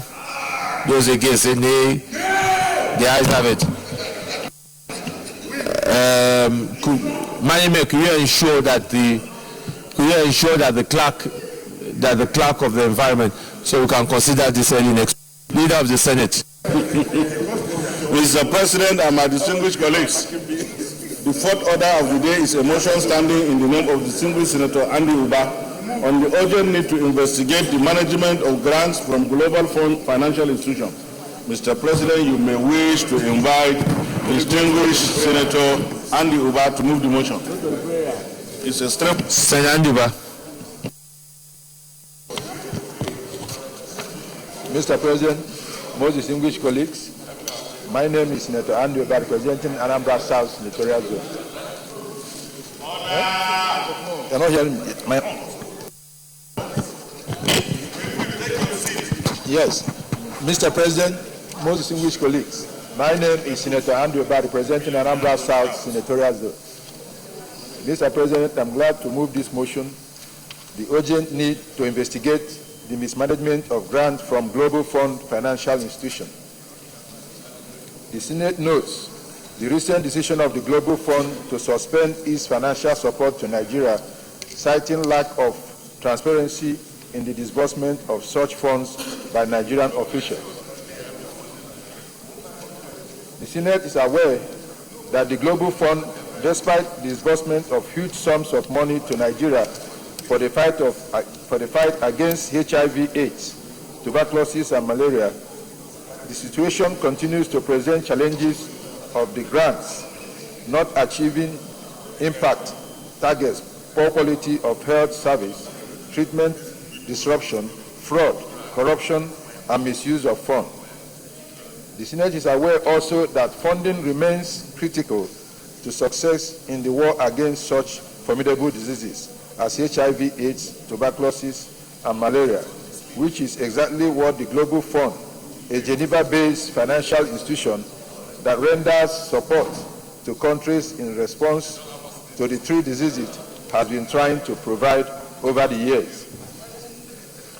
The Senate is worried that Nigeria's bid to contain and eventually eradicate some killer diseases in the country will certainly feel the impact of this decision.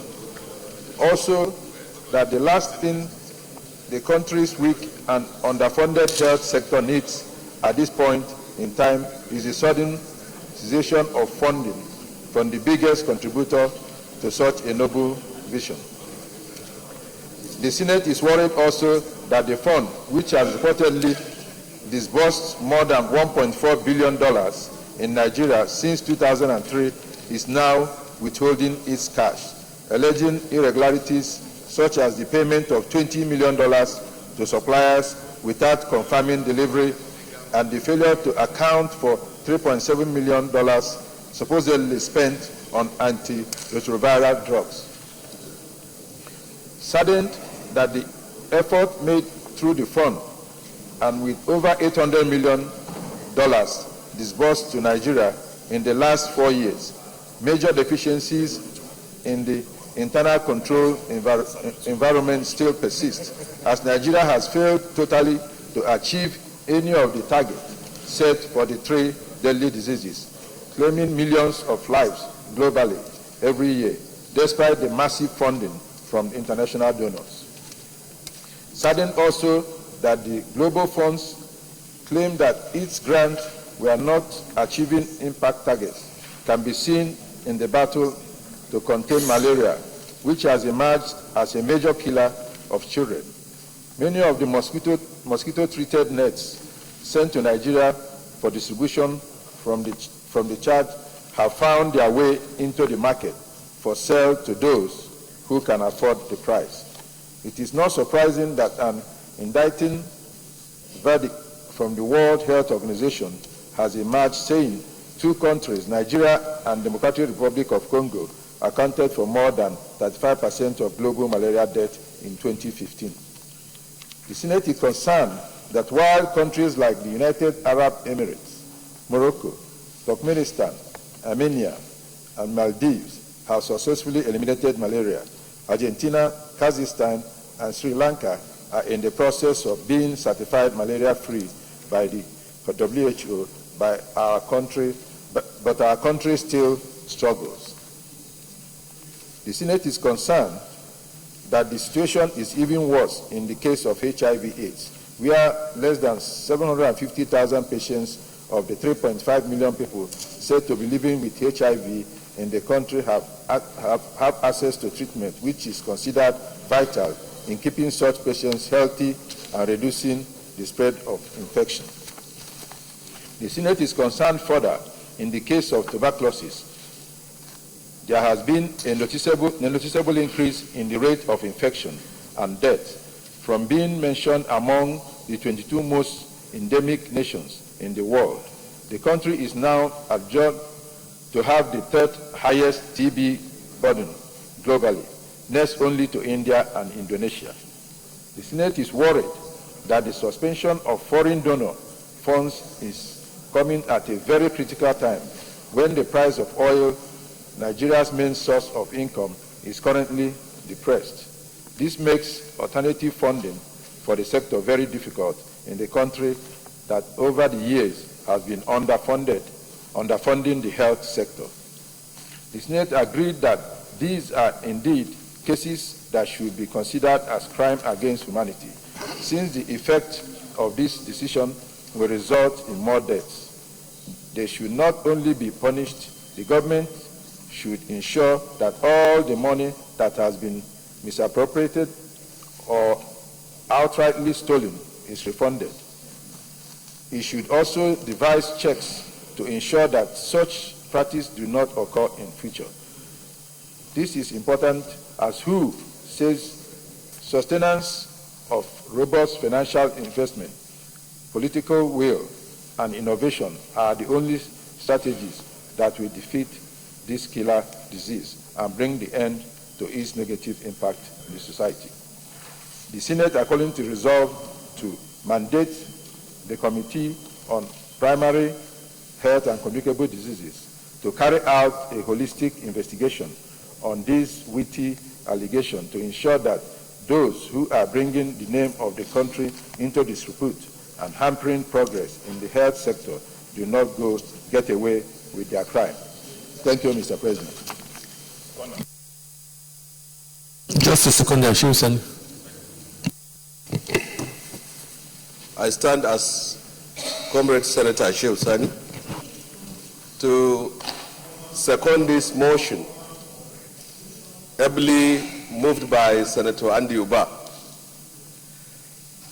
The mismanagement of global fund for HIV, tuberculosis, malaria is a very serious problem. It's a serious setback to our drive to eradicate these very diseases that have been successfully eradicated in other countries. And one thing that is most unfortunate is that when the news broke out, it clearly portrayed our country in a very bad light.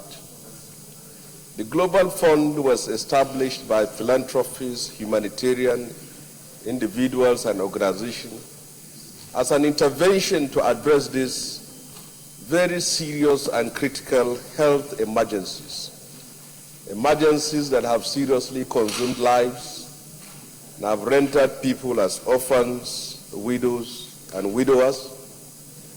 And I thought that such a fund should be appreciated by all Nigerians, particularly those who are mandated formally to take care of that very fund.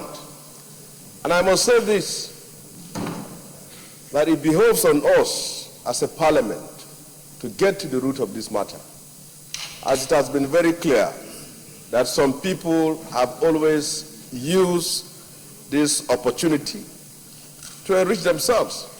For how long should our people continue to suffer?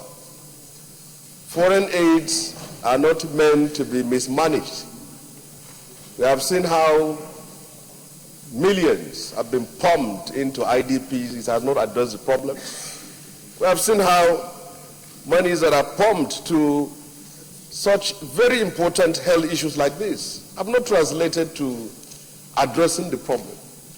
And it's quite unfortunate. Some of these diseases in countries like Singapore, India, China, Sri Lanka have since become part of the historical medical challenges of their countries. But they are still prevalent here. So I think the best thing we can do for now is to investigate this in full, retrieve our money back, bring those people who mismanage this money to account, and then apologize to Nigerian people.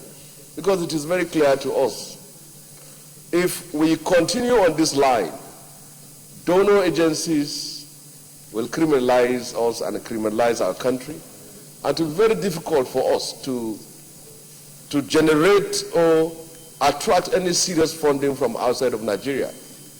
Look at the figures in the motion. Millions of dollars. And then some people felt that that is an opportunity to enrich themselves. So as far as I'm concerned, this motion is not simply about a debate in the parliament, but it's an intervention to save lives and also bring to account those who have defrauded our country in the name of health challenges like this. Thank you very much. Distinguished colleagues, I think this is a very straightforward motion. I will just go straight to the prayer. Prayer 1, mandate the Committee on Health to carry out a holistic investigation on these weighty allegations.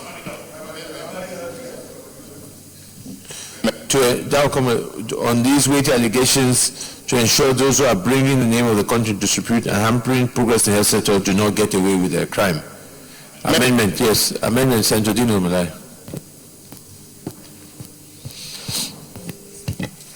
Mr. President, my colleagues, Dino Melai, Kogi West. The relevant committee should read Committee on Primary Health and Communicable Diseases.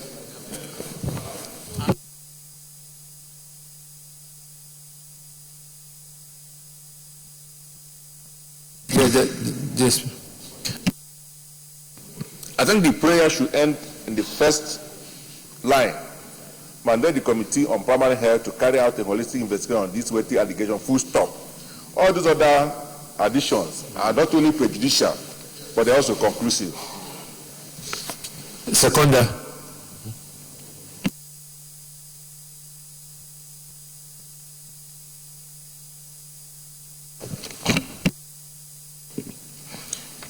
Thank you, Mr. President. My name is Senator Albert Bassi. I represent the good people of Akwa Ibom Northeast. Mr. President, distinguished colleagues, I rise to second the amendment ably moved by our indefatigable Deputy Senate President that the decision should be to mandate the Committee on Health, on Primary Health and Communicable Diseases to carry out a holistic investigation on these weighty allegations. I so second. Those in favor of prayer 1 as amended that mandate the Committee on Primary Health Care and Communicable Diseases to carry out a holistic investigation on these weighty allegations, say aye. Those against say nay. There is any additional prayer? Distinguished colleagues, I want to thank Senator Andy Uba for this very important motion. This issue raised today is very, very serious matter because it addresses two main issues: the issue of the health sector, particularly to do with HIV, AIDS, and malaria, which we all know are the real greatest killers in the area of diseases in the country. Secondly, and more importantly, the image of the country, particularly at this time on our drive against corruption. This is a good example of where corruption is not only eating into it, it's also creating a bad name for ourselves.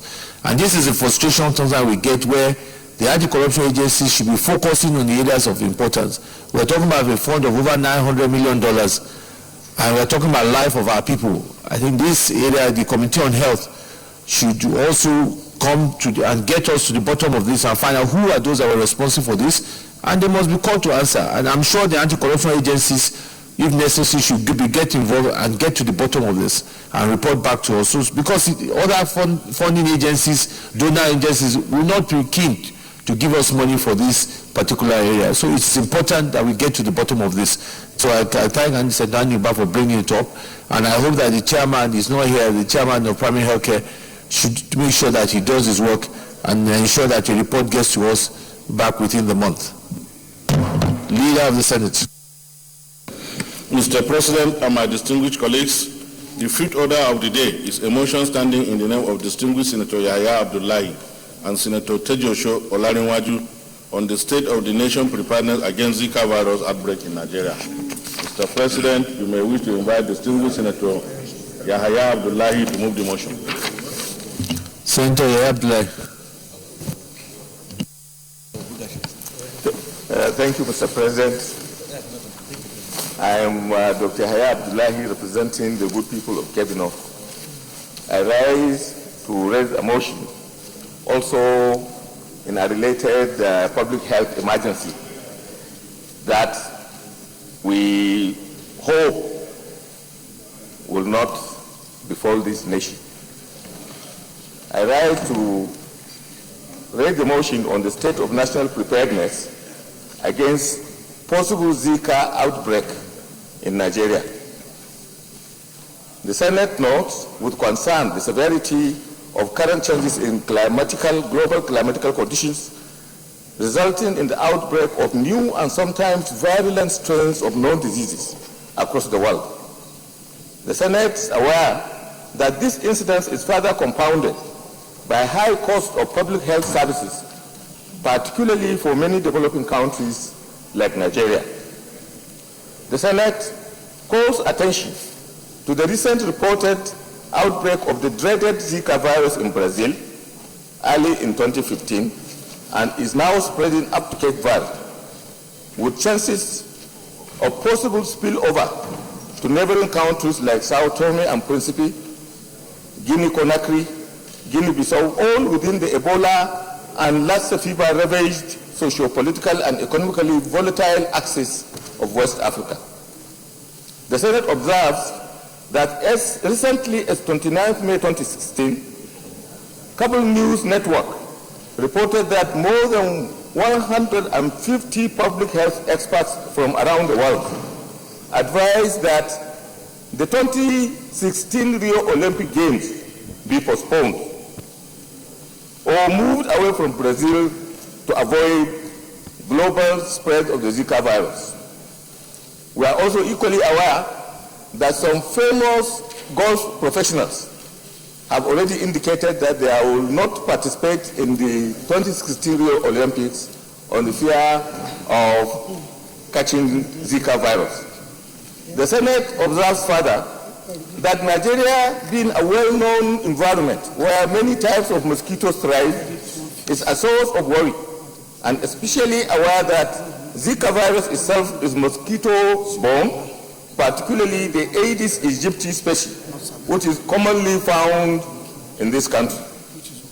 The Senate recalls that because of the rampant incidence of outbreak of viral infections in the country, the president of Nigerian Academy of Science and a notable virologist, Professor Oyewole Tomori, had in 2015 warned that the country must resuscitate our moribund, comatose National Disease Surveillance System at the Department of Virology, University of Ibadan.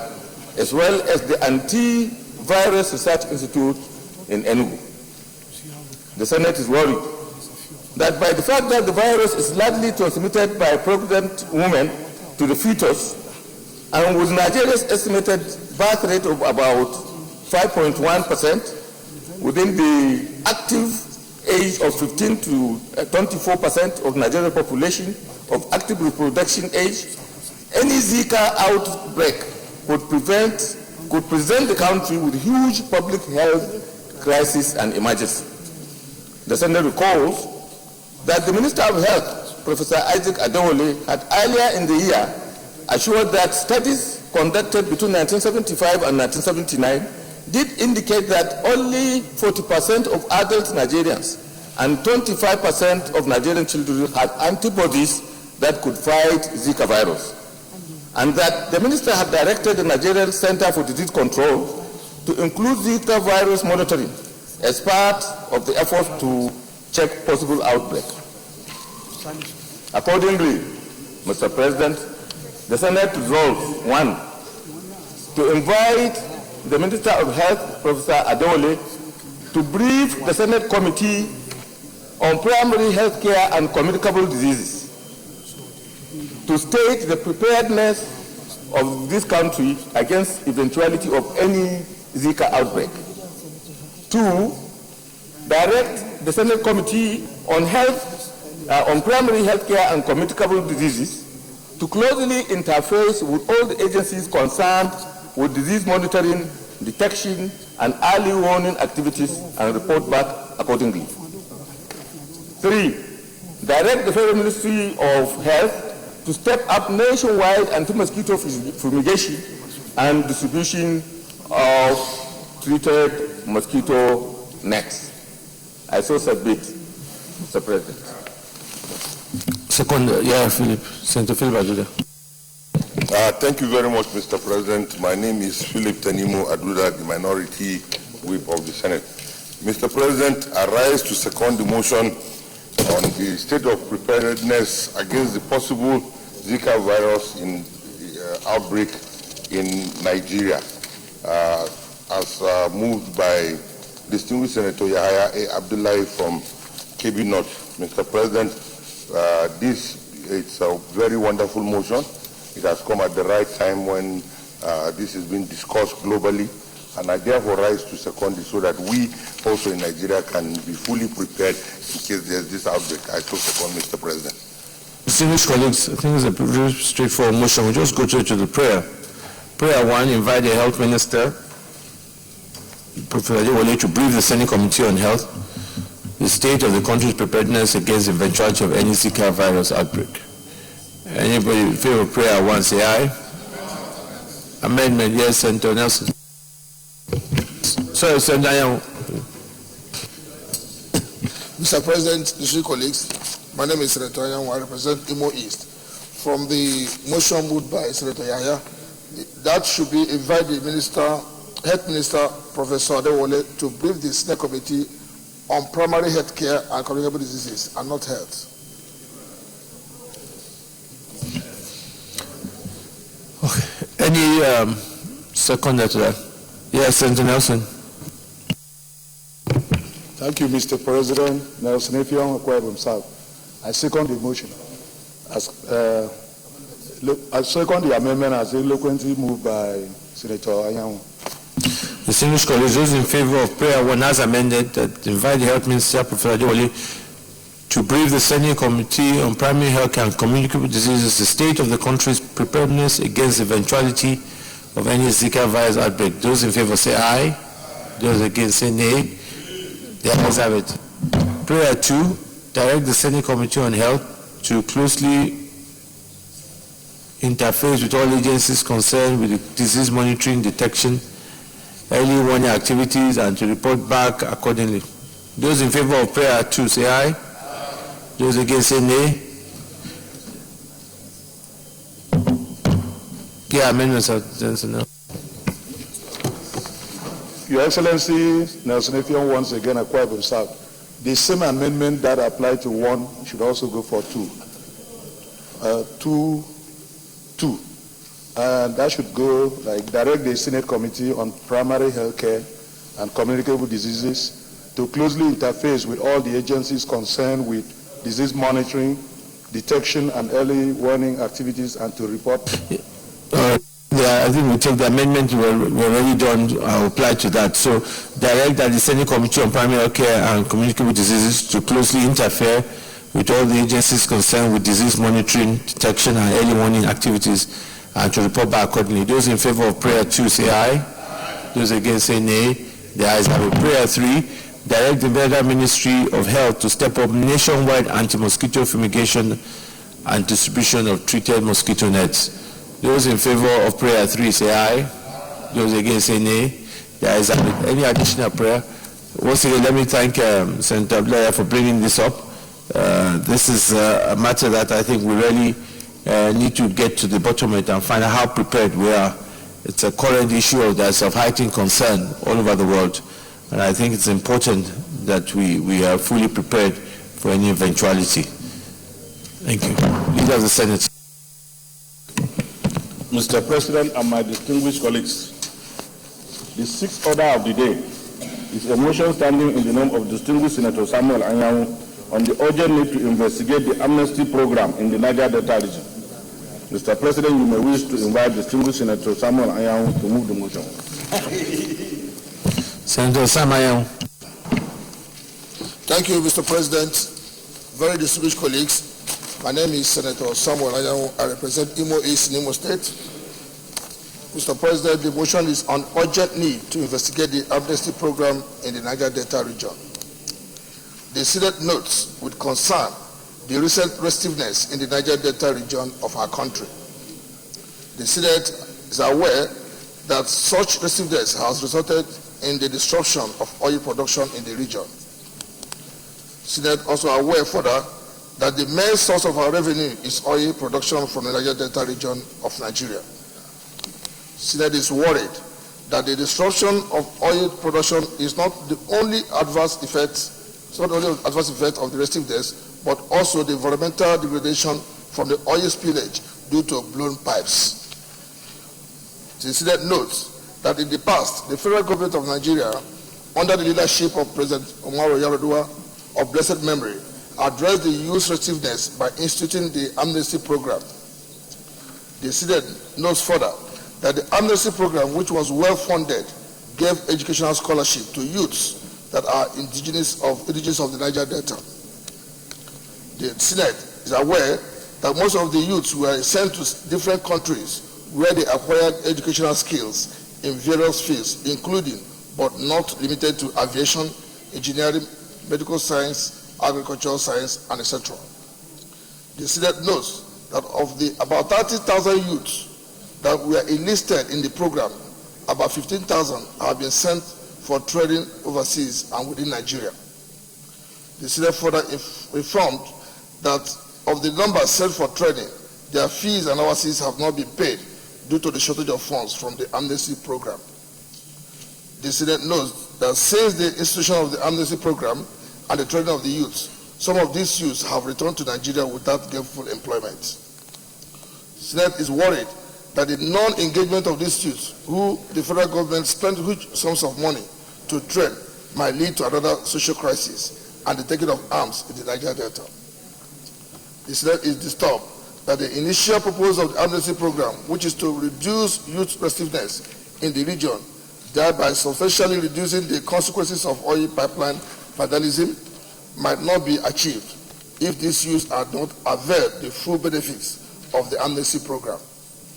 Worried that the sudden uprising of youth restiveness through Niger Delta Avengers activities might not be unconnected with the frustration of the youths in the region, as the amnesty program has not been fully followed through as envisaged.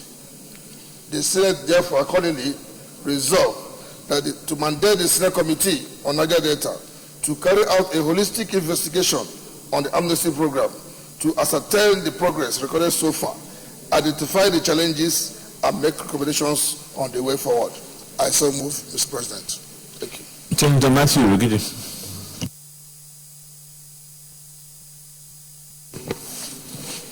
Mr. President, distinguished colleagues, my name is Senator Matthew Urogide. Yes, seconding the motion.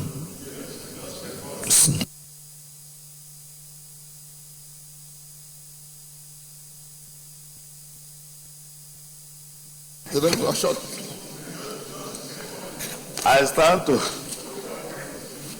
to second the motion ably moved by Senator Samuel Anyanwu. I so second. Distinguished colleagues, this is a very straightforward motion. We'll go straight to the prayer. Mandate the Committee on Niger Delta to carry out a holistic investigation on the amnesty program to ascertain the progress recorded so far, identify the challenges, and make recommendations way forward. Those in favor of prayer will say aye. Those against say nay. The ayes have it. Any additional prayer? So Committee on Niger Delta should look into this and report back to us in 2 weeks. Leader of the Senate. Mr. President and my distinguished colleagues, may I now move that we stand down the remaining items on the order paper to another legislative day. I so move. Mr. President, my distinguished colleagues, I rise to second the motion that we stand down the other items on the order papers to the next legislative date. I so second. Distinguished, for those in favor that we stand down the other items on the other paper to another legislative day, say aye. Those against say nay. The ayes have it. Leader of the Senate. Mr. President and my distinguished colleagues, having concluded the items on the other paper, I move that this Senate do adjourn to Thursday, the 14th day of July 2016 at 10 a.m. from I so move. Mr. President and my distinguished colleagues, I rise to second the motion that this Senate do adjourn to Thursday, the 14th day of July 2016 at 10 a.m. prompt. I so second. Distinguished colleagues, before I do that, just to announcement, delegation going to Abia, Senate delegation to condole the family of Chief Ujuma Dweke, led by Senator Kirimadu, Senator Nala, Senator Akwabio, Senator Ujimi, Senator Nafada, Senator Jang, and of course the Abia senators. And the delegation going to Guru Kondol and Dr. Shetma Ali Monguno, led by the Senate President, Senator Kwankoso, Senator Abaribe, Senator Alero, Senator Gemade, and of course the 3 Bonu senators. Now I put the question, those in favor that the Senate hereby adjourn to Thursday, 14 July 2016 at 10 a.m. prompt, say aye. Those against say nay. The ayes have it. The Senate is accordingly adjourned to Thursday, 14 July 2016 at 10 a.m. prompt.